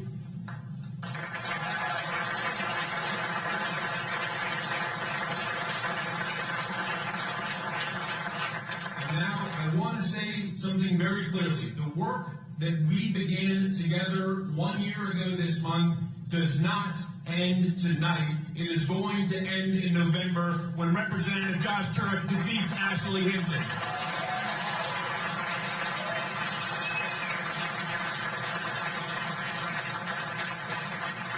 We launched this campaign because I believe, and we all agree, that Iowa deserves leaders who will put Iowans first, not the insiders, not the party bosses, not the special interests, pumping tens of millions of dark money into our politics all over the country. We know that the corruption in Washington is real.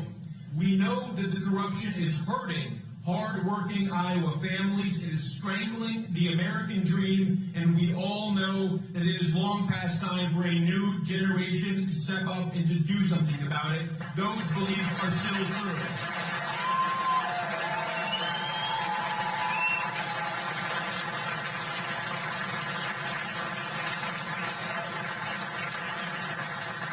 That core conviction, those beliefs, they did not lose tonight. That fight goes on. That fight must go on.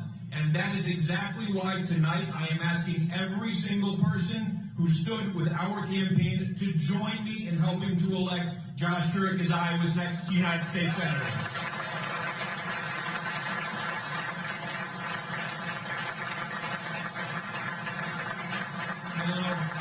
You all know.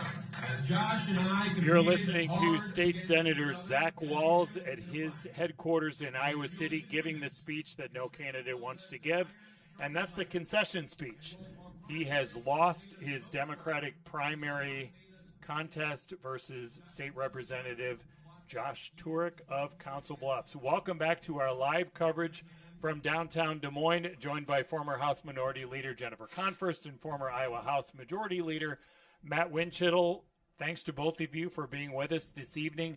This was a race that I think when we first began the night, it looked and felt like Josh Turek was becoming more of a heavy favorite, if you will, and the numbers seem to bear that out. Sure, so far so good, right? And hearing from Senator Walz just then, I think one thing that's important in primaries is how much do people actually how much do you come together to have unity for the general election? And hearing Senator Walz say good things about Representative Turek and endorse him means a lot, right? To bring the party together so that those, 34,000 times however many more, people who voted for Zach Walz, we want them voting for Josh Turek now in the general election. And so it's really important to bring people together on nights like this. And this map will allow us to add a little color to this, which gives perspective. So as you look, green is Josh Turek, and as we look statewide as where these numbers are starting to come in, you're seeing a lot of green there.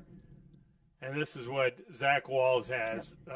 Johnson County. Johnson County. His home county. His home base. Polk there. is interesting, I think, for Turek. For sure. Sorry. So, not at all. So on both sides now, because as we know, excuse me one sec, on the Republican side, Ashley Hinson, this one not nearly the same kind of level of campaigning, but Ashley Hinson. You're still zoomed in on Cedar Rapids right here. Let's see where Carlin is. Oh. Yeah, we'll figure that out. Anyway, later. so it's going great. Anyway, yeah, exactly. But on the Republican primary side, we're just going to pay a lot of attention to here for no good reason. But you can see Ashley Hinson dominating the state in the overall. Is it totals? In the overall totals. There we go. are. Nearly. See, I can help too. 3/4. Yeah, I appreciate that. And about 35% of the vote. So there wasn't a lot of drama with this race. We can anticipate a bank load and more of money in this, what will be an open United States Senate seat. We have an open Senate seat. We have an open gubernatorial seat as well. The first time, I believe, since 1968. There'll be a lot of attention on both of those. Yep. Let's go ahead and focus on the primary race for governor. This has been this way for a while now, and we are now at 36% of the vote. Zach Lane is maintaining this lead now since we checked into this last, and remember, thanks to my beautiful daughter Lila, my 10-year-old who made my little cheat sheet, the 35% that she made on the whiteboard, that's the mark that a candidate has to get to clinch this thing outright. So we now have two, and I think going into this, we were thinking there was a pretty good chance that we'd have at least one person above 35. Right now we have two, but it was not, at this point at least, the presumed front runner. Matt, you knew going into this Congressman Feenstra would have the advantage for a couple of reasons here. Name ID, heavy presence in the 4th Congressional District as a member of Congress, too. Right. I mean, people know him more, had a money advantage. Zach Lane did perhaps a non-traditional route. He did some high-profile podcast interviews that got a lot of attention, and he dumped a bunch of his own money, $2 million plus, into this race. How do you assess the dynamics of this? Well, as I'm looking at this, you can see a lot of the 4th district right here is still not reporting. For okay, sure. And so a lot of these counties are going to make the difference, and that's probably going to change some of these margins right here. The one that I'm looking at right now is Adam Steen, because as we talked about previously, if that number continues to go up, that's just going to make it worse for these top two contenders right here. But once we get some of these other counties that Randy has been representing very well in Congress, get those numbers totaled in, I think you're going to see a much closer margin come in here. And the one thing that we have to scroll down to see the two, and in the event that these two who are currently above 35 fall, and it, as you point out, maybe it's Adam Steen that brings them down. That scenario there, unless Sherman or Andrews can go up a little bit, you really have no idea how this thing plays out at convention. Correct. Right? If nobody gets 35%, it goes to a convention that'll be in about 2.5 weeks when the delegates gather, and that's a free-for-all. Correct. And as I joked in the first hour, that could be your re-entrance into There you politics. Right. Because But, anybody can. I'm going to tell you right now, I decline any nomination for governorship. All right, we're peeking in now. This is Congressman Randy Feenstra's gathering in Hull. I suspect it's a bit subdued right now as these folks are watching the returns. A long way to go here as we have 38% now of the estimated vote in, as Matt points out. Look at Northwest Iowa, and you can see this goldish color. Of course, some of this is also some green in there for Zach Lane. But that's this quadrant up here we're really going to have to pay attention to as these numbers come in. But safe to say this is not the position Feenstra wants to be in, and looking at this maybe 3-4 weeks ago, probably not the position you assumed this would be. Correct. And no candidate wants to be in this position right here. And I mean, if it does, by some stretch of the imagination, end up at a state convention, I mean, that's going to be where the rubber's going to meet the road. And whatever candidates might still want to be viable for it, they're going to have to reach out to all those delegates. And they're going to have to make that, that selling to them, because those delegates, these are hardcore conservatives that want to come in, they want to have their voices heard, and so that could be a toss-up. Well, the impact of the primary, I mean, with the 5 people, so you've got Brad Sherman and Eddie Andrews together combining for, 10,000 votes. So Randy Feenster's behind by 815. So those votes matter in one of these races, right? That's where this 5 people running really starts to cause trouble, which happened with Turek and Walz, which happened in a lot of races. Like, as the field stays this wide, that's when a lot of those votes get divided. Correct.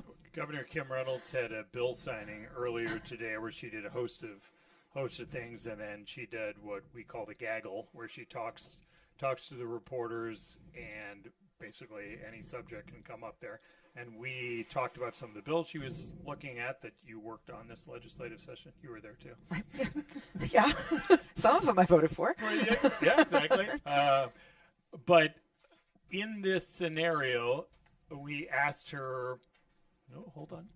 Okay, Associated Press has called Jennifer's good friend, Lindsey James. My girl. You want to hit that for me? I really do. There it is. And this one has not been about a third of the vote in here. State Rep Lindsey James of Dubuque. She has been up a lot since this race came in. Maybe a little surprising if the margins would be this lopsided, do you think? Yeah, I mean, but again, 2 other people running, right? It just continues to divide. And so, it has flipped now to have Clint as second. But yeah, Lindsey's home county of Dubuque, certainly going for him. What's interesting is Cedar Rapids, where the other 2 are from, currently being the Lindsey James color. But yeah, I mean, I'm personally friends with Lindsey. The other 2 people are very nice, but thrilled about this. I don't see a scenario in where you close that margin at all. So, I mean, yeah, I think that's a good call on their part. Okay, let's go back to, I didn't mean to jump in on this, but in that governor's race, we were talking to Governor Reynolds earlier today, talking about some of the legislation, and a colleague, Erin Murphy, had asked her about, hey, you did not endorse anybody in this primary, and she had said all throughout she was not going to. I had wondered all throughout, like, how hard was that, in her mind? Well, especially with Trump endorsing at the very end. Yeah, exactly. Yeah. So could she have jumped in? But she chose not to. But as Aaron asked, which was a great question, will you get involved if this thing goes to convention? And she responded, I hadn't really thought about that. I still think that this will be decided on primary night. And essentially that was it. And she had told us that, obviously this was going to be a different one. She looked back. She has been on the ballot, maybe not literally every election because it depends on the terms, but since 1994. Wow. Right. So you joked about after 20 years, it's a relief to not be on the ballot. And a colleague from Radio Iowa, Kay Henderson, had asked her about, this is your last legislative session. And the governor choked up and got emotional, and Kay has a way of asking these great questions. I know. Kay has done that to me before, too. But she's so good at it. And she's not trying to stick you. She just asks such great questions that it elicits great responses. And I had followed up with, will tonight be kind of sentimental? And will you be sort of bummed out, being an observer, not a participant, whatever? And I shared this story with you already, but I was a little surprised when basically she's like, no. Yeah. She's like, I love people. I like going out, talking to people. What I don't really love, the fundraising, all that kind of stuff. So, no, it was time. I want to be with my family more. I'm very much at peace with this. But I do think at the end of the night, we're going to have a winner. And now we bumped up to 44%. Zach Lane is still up here, and we're going to keep our focus on Northwest Iowa because that really may matter very much. Having said that, Matt, we were also the last couple of weeks looking at this scenario because I had numerous people talking to me about the fact of sometimes this isn't necessarily the case with Randy Feenstra specifically. We'll have to see how this plays out. But it can be very difficult for a member of the United States House to campaign for a statewide when you're used to focusing on your corner of the world. In Feenstra's case, heavily Republican area, people know him there, not so much in the other three quadrants. And we just bumped up. We're now approaching, we're getting close to half the vote. And both men just jumped up a little bit here, but both above the 35 mark. But Lane is still holding on here. Wow. Yeah.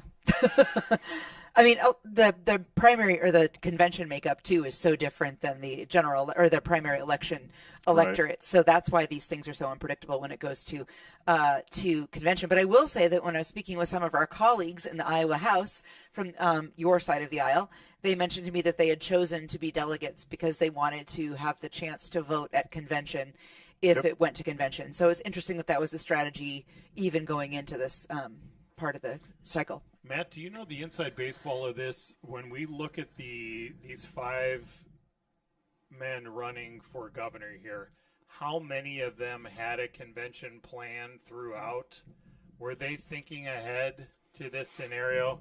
And obviously, and you know, you start looking at numbers like this, you're not trying to dog on anybody here, but Brad Sherman and Eddie Andrews realistically went into the night knowing that they weren't going to win. Right. And Adam Steen as well. These three in particular knew that their play here is convention. That's their chance. I think as we look at it, though, any one of these candidates needs to have a convention strategy. You bet.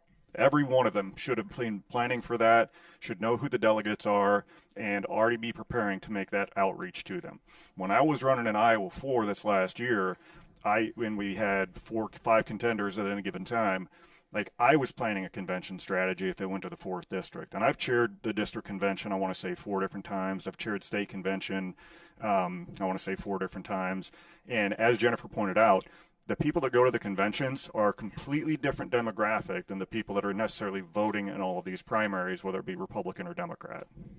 Well, and I think that's actually one of the things that, Matt, I thought was a positive for you, was if it goes to convention, that's beneficial for you because of your experience working those conventions. Zach Lane. We're looking in at Zach Lane here in West Des Moines. My Des Moines Bureau colleague Isabella Warren is out at that party tonight. Just watching people's heads in this shot. Trying to see if they're happy or not? Oh, no, just because it's so neck and neck, right? So, you know, having been at a bunch of these, you have generally they'll pick 1 or 2, depends on what the race is, but in this case, it would be the local television stations. So here you're going to have the Des Moines television stations up on these big monitors so people can watch these things. A lot of people have their heads buried in the phones as they try to figure out what's going on. And it's just a lot of tension because there's not much you can do. Get up and get another drink. Well, and the makeup is the real diehards, right? The people who really wanted to be with them tonight. Yep. So it's a real anxious vibe in these rooms for sure. We are now up to 48% in this race. Zach Lane has now jumped ahead of 37%. Randy Feenstra. So he's pulling that from the other 36, yeah. I mean, it's mostly coming from those two. It is, right. But, I mean, Feenstra's over 36 now, too. I don't know that anyone had that 2 people would be over 35% tonight. I did. Well, good job. Okay, well, then we can just quit the show now and continue with our evening. Well, unless he's going to make the call and make the prediction go ahead, right make now. a call. But there's still a lot of territory to cover up here. Yeah. So. No, going into this, it was these two had the potential to get 35. Well, sure. Yeah. All right. This, going into the night, I guess full disclosure, since the polls are closed here, right? I was wondering if he would finish high 30s, pushing 40. Was wondering if Lane could get low 30s to mid 30s. If the rest of the bunch, these other 3, if they could, especially Steen, if he could overperform. These 2 are probably about what I think most people thought they would be, kind of in the mid single digits. But if Steen had the ability to swell into the upper teens, and then it drew from these 2, particularly maybe Feenstra, you end up with a scenario like this, and this is what we have now. Granted, we're still 49%. But again, 1,000 votes, 1,100 votes between the two. Yep. And I feel like to just keep rewinding here to what Matt's pointed out about Northwest Iowa, we've got to see how the 4th congressional district plays out here. Let's flip through this race to see where state auditor is at 42%. The Lieutenant Governor Chris Knoyer, so she's up almost 11 points over Abby Moss, the Iowa County auditor from Williamsburg. And we got an update right as we're talking here. So it's margin's still about the same here. This one's a little spread. Green for Knoyer, Moss this goldish color. I love this map. I do too. I'm so obsessed with it. Seriously, it's so go away. We have a lot to do. It just really helps you kind of see the perspective about where the pockets of strength are. And we're getting now with 44% of the vote here, and we now have nearly 97,000. So that. Are we going to end up having a night that's going to be pushing 200,000? We might. If you go back to the governor race, you've got 113,000 total and that's votes. 50% now. Yep. And then you come back to the auditor. Like, there's that gap right there that shows that some of these other gubernatorial campaigns got out there, inspired people to go vote. And I'm not saying these two candidates didn't do that. But you've got people skipping. Right. Sure. You've got people picking governor and then moving on from it, or picking senator and going Which there. is something to watch for the general, too. Correct. Because top of the ticket and then on down, what is the pull, what is the push of the top of the ticket? I want to check in to see. Okay, we've got this one updated. And you can see this one, and Travis Terrell really didn't have much money here, so was not able to mount any kind of really serious threat to Christina Bohannon, who is now going to run for her 3rd time in that district. The reason I asked Christina Bohannon the question was I have heard from some activists who would like to see her get out more than she has traditionally done in the past and this beginning part of this campaign. And feeling like the last strategy was focusing on 2 or 3 main counties, trying to run up the margins there and hope to offset the Republican strength in those other counties. It hasn't worked the first 2 times, and so they would like to see her get out and about more. It's always easier to say that from afar. You both have been the candidates who have to get in the car and get point A, point B, point C. You got to make the math work to get it all in there, and there have to be events and all that stuff. So it's a lot of work to put together. Well, and as you touched on earlier, like running a state house race and like your district, your previous house district, you could have walked across it in 30, 45 minutes? Sure. Right? I'm super fast. Right. No, my but previous house districts, I was 2 hours north to south for some of the communities that I represented, but then trying to get out into 36 counties within the 4th congressional district, that takes a lot of strategic and planning and, what event can I make, what event can't I make, how can I make that up later on? Well, you want to use the best use of the candidate's time, right? Best use of the candidate's time means, does it make sense to go all the way to Southeast Iowa if I don't have any events in between? And so you have to be able to build a schedule that, okay, so we have 42%. I don't mean to interrupt. No, you're good. Thought. Just checking the props behind you here. Joe Mitchell up a lot. You're going to have far fewer votes in here. We have approaching 23,000.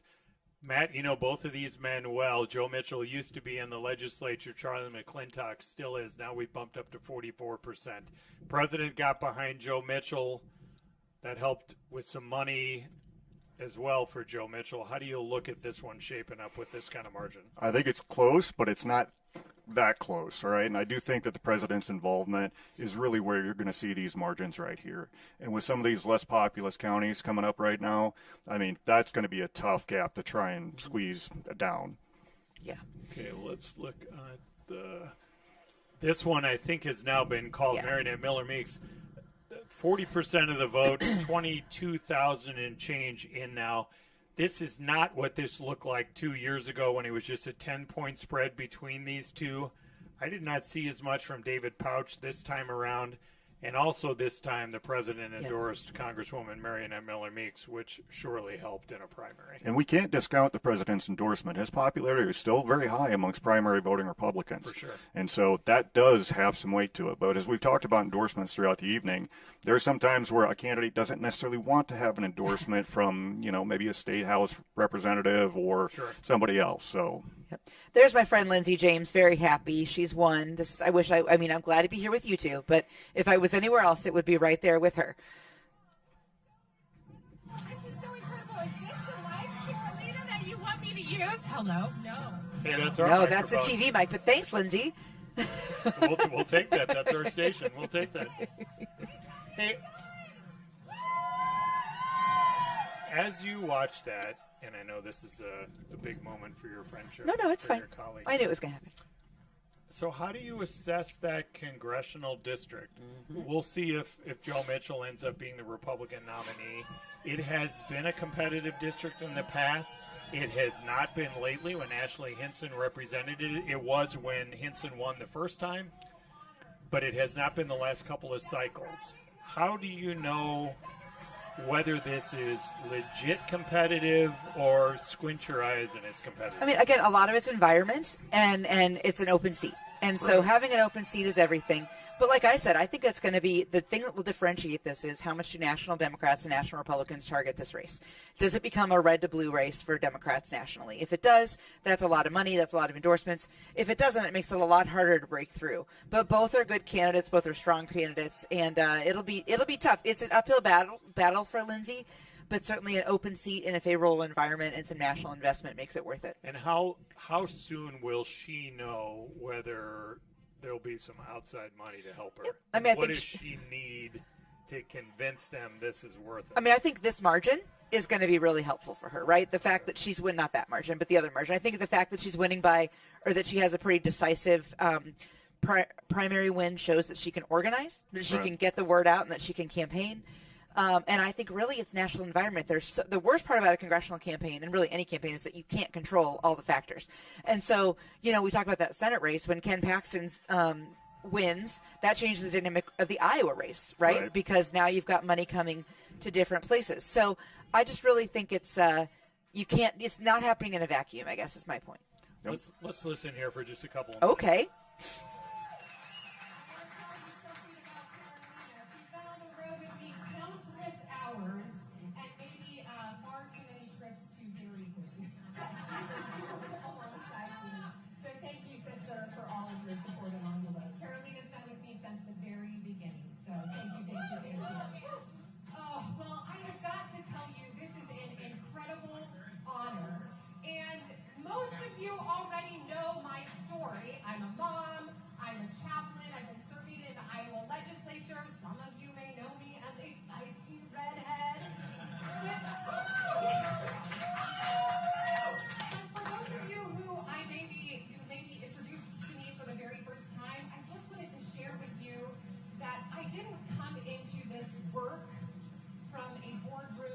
Lobbying office.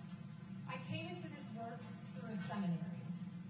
You may or may not know this about my story, but I was impacted. Representative Lindsay James has been representing the Dubuque area in the Iowa House of Representatives and now has won her primary, her three-person primary, to become the Democratic nominee in the 2nd Congressional District, where she awaits the winner of that Republican primary. Speaking of Republican primaries, the state auditor race, a little non-traditional as we talked about. Always the gentleman. We're just trying not to fall on TV. Got a lot of chords going on here.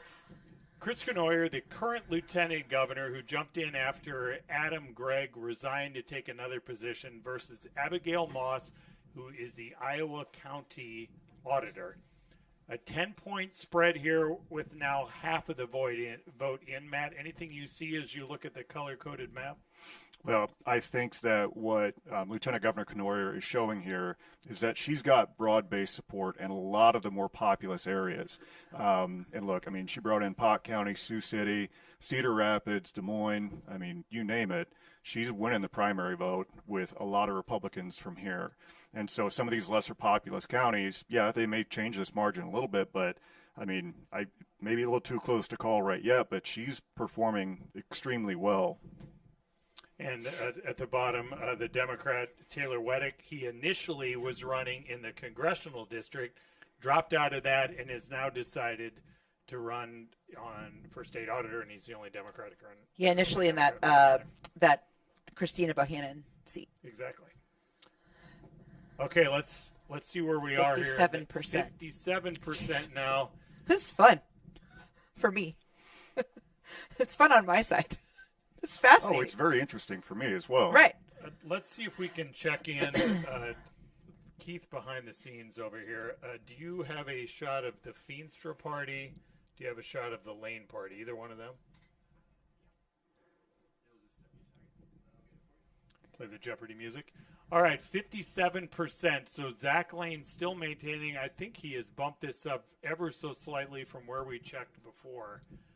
Matt, at one point, and we are starting to now see some of the Northwest counties fill in. So this is clelearly legit. But 1,400 votes. I keep going back to 1,400 votes is all it is. This is not going to be a blowout. As U.S.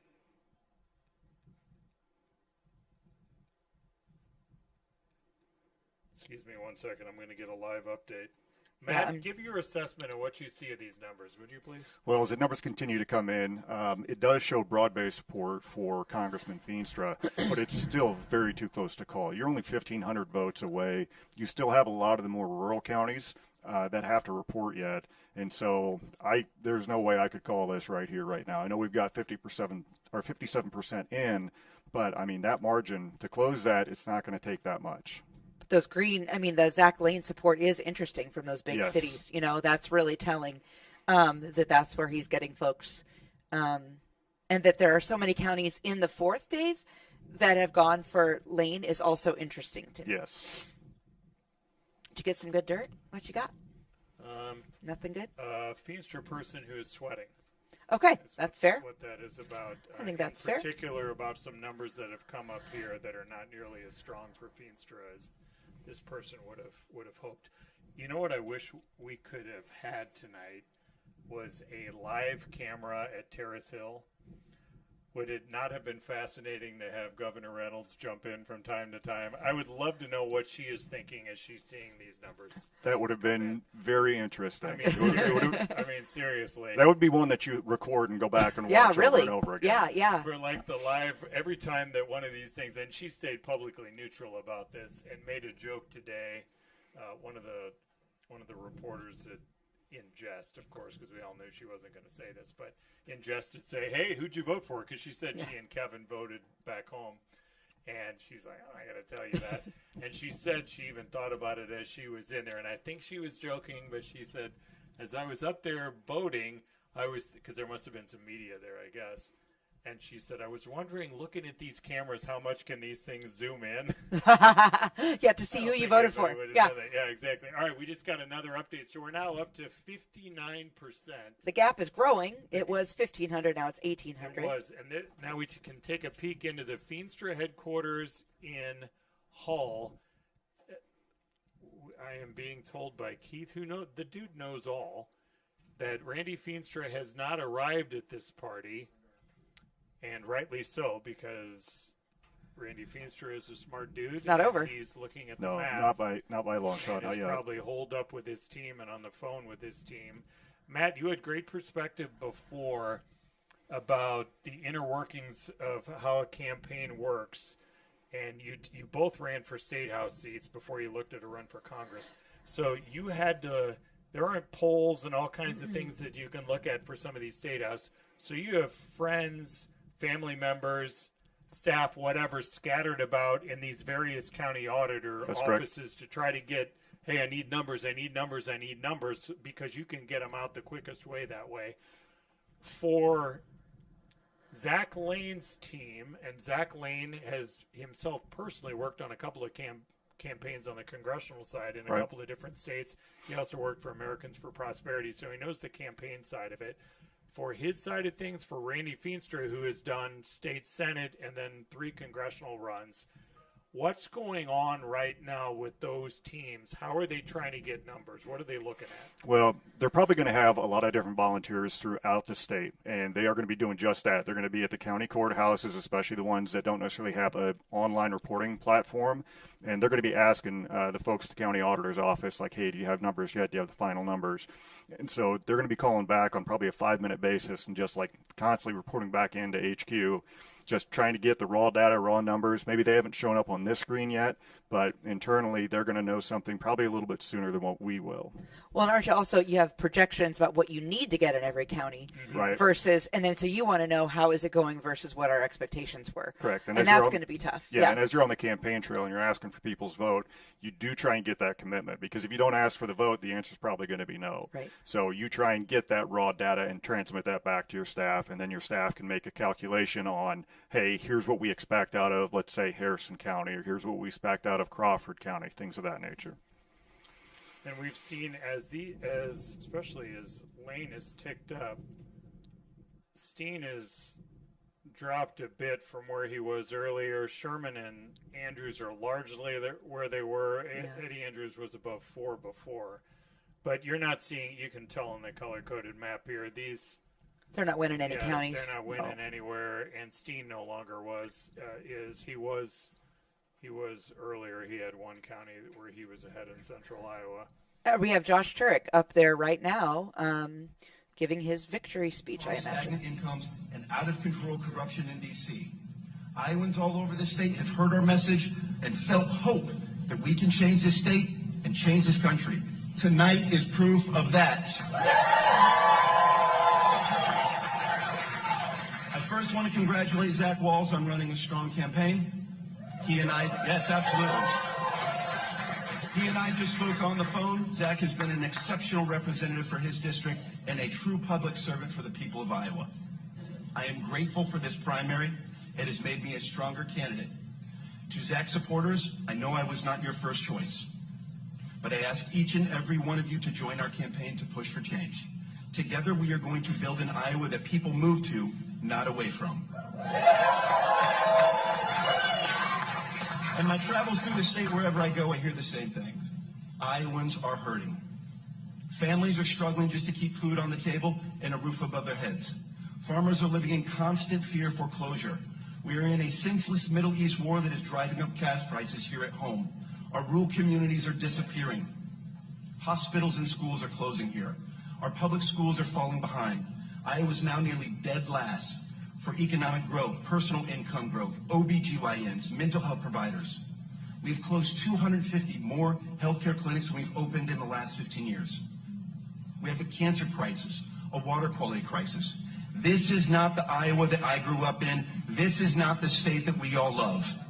But I am feeling hope here in Iowa for the first time in a very long time.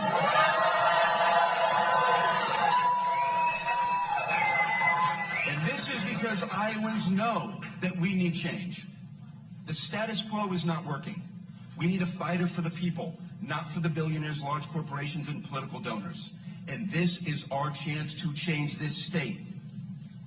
My story is truly the American dream.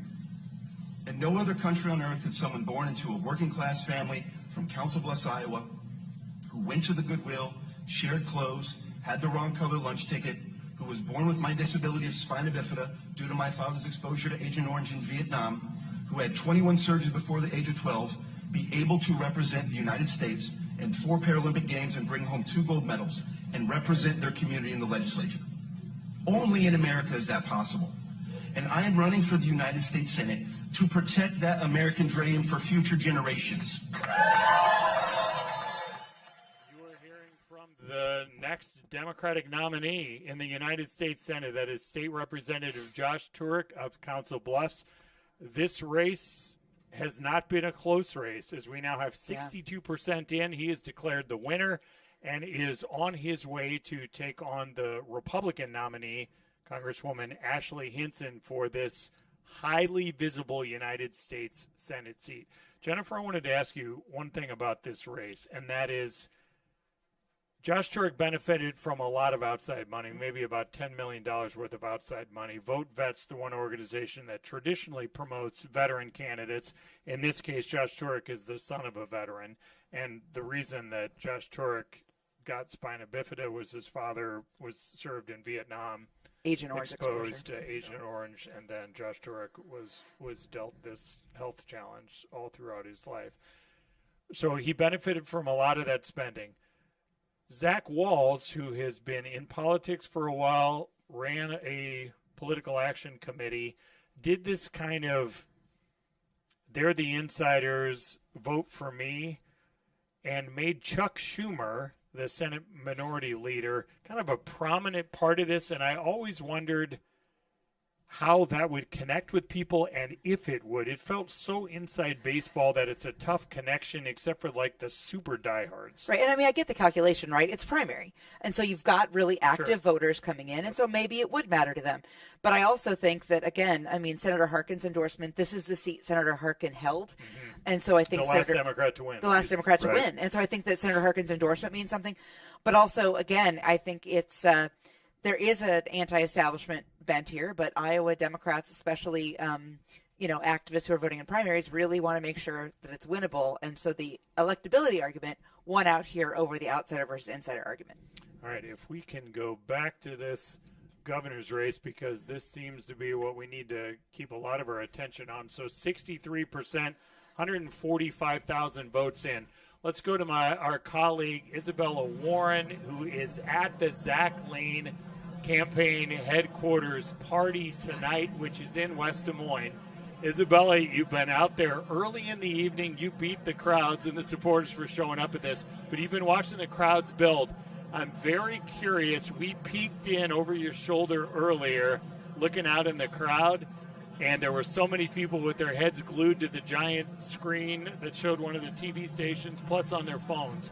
What's it like now that he has been winning this for a while?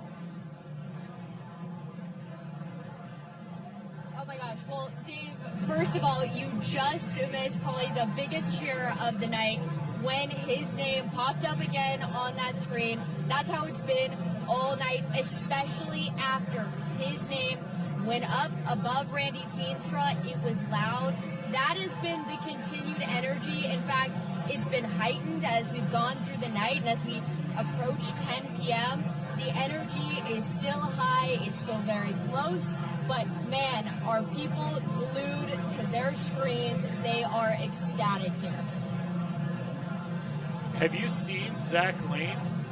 Any sign of him? No, not at all. He hasn't been around at all. None of his family have been seen. I've heard that he is hunkering down in what they're calling the war room for right now until things get a little bit more clear on where we stand. That's what we expect. The one thing I was wondering is that he has been on the other side of this, working on campaigns in the past, and I was curious if he would be able to sit in a hotel room waiting for these numbers, or just by pure energy and nerves, if he'd be out working the crowd, talking to people to try to pass the time. Probably not. They don't. All right. Thank you, Isabella. We appreciate you.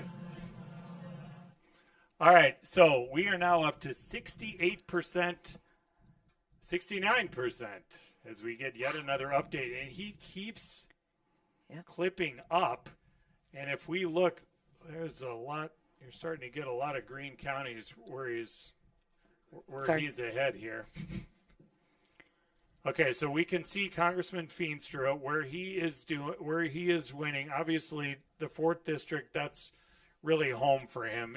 Lives in Hull, represented the state Senate district, and now the 4th congressional district.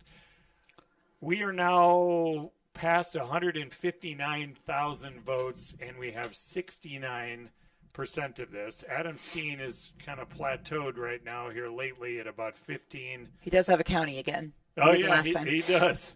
He's back to a county where he's leading. And Sherman and Eddie Andrews, so you're looking at 104,000 almost between the two of them. One interesting thing about the Eddie Andrews campaign, I think, is that it did, by him running for governor, it did open up a seat in the Iowa House that has been held that is a purple seat. And so there's been some, I know, consternation among Republicans that if he didn't have a shot at the governor's race, he should have stayed and helped hold a seat. And that's always a question when you have somebody running for a different office, and you've been through this, and you've got, some of your colleagues wanting to go to the Senate or move into a county office position, and you got to make that calculation, like, do we still hold the map as our individual respective chambers? Yeah. As we wrap up our coverage here live from downtown Des Moines, give you both the final thoughts, your big takeaway of the night is probably unresolved. Yes, I mean, this right here, this is a nail biter. Just looking at this, because I mean, yes, Lane is up, and I think that I think you said it was earlier that the governor had predicted that it would be resolved tonight. Mm-hmm. I think that's probably going to end up being the case, but I don't know. I mean, you're only 2,300 votes away. This might be a longer night for a lot of people in both campaigns. Yeah, they're not going to want to. There's no way. Nobody's going to call this yet. No way. When you still have, now we're up to 71%. What's your big takeaway of the night? I think the margin in the Senate race, depending on what it finally ends up being, is a little bigger than we had anticipated or I had anticipated. I thought it'd be a little closer than that. And I'm really anxious to see turnout numbers, right? Because everyone's going to be looking at turnout to see what the enthusiasm is. I mean, if we've got 162,000 people who have voted, and 156,000 for Senate, that's an interesting comparison, right? And so I think that's going to be really interesting when you look at the registration advantage Republicans have in the state. Yep, and I was looking at the CD2 races where the Republicans only. If you want. Yeah. Well, I did. I didn't ask. So 33,000 right there. 43,000 right there. If that voter turnout continues to be the same going into November, that can be a game changer for CD2. So I really appreciate your point, because there's going to be a lot of analysis that goes in between now and November on how do we drive that vote, what's our motivating factor. I am wondering, that governor, now that we're up to, so we're 71% of the vote, 162,000 in. I'm wondering if we're going to end up with more participation in this primary than some thought. Yeah, that very well might be the case. We heard Paul Pate, when I talked to him mid-afternoon, was thinking this might be down compared to the last cycle. We had a reporter in the Sioux City market talking about one of the county auditors saw increased turnout there and said that they thought it was the Republican governor's race. And I'm wondering if this is actually going to be a little bit more. I did look back in 2010 when Terry Branstad came back and ran in that 3-person Republican primary. It was 230 back then. So that they have, they probably have a long way to go to catch that. So maybe that's perspective too about how this all turns. Well, and if I can just say, every time we get a new number up here for percentage, the gap adds about 100. It does. So it goes from 2,100 to 2,200. Right. So it's definitely, and I mean, the percentages don't show it as much, but this, how far are they behind the leader, really is the gap is widening every single time. Speaking of leaders, we very much appreciate you two leaders. This was very fun. Very much appreciate your insight all night long. Thank you so much for doing this. It was a blast. Thanks for asking. It's been an absolute pleasure. Thank you. Absolutely. Thank you for joining us throughout the night here in downtown Des Moines. It ain't over yet. We still have some of these races resolved. And also, of course, a lot of these state legislative races, there are about a dozen or so contested primaries. So a lot still at stake tonight. Some of them have been called, some still waiting to be figured out, but a lot still to figure out. We appreciate you joining us for our extended coverage tonight.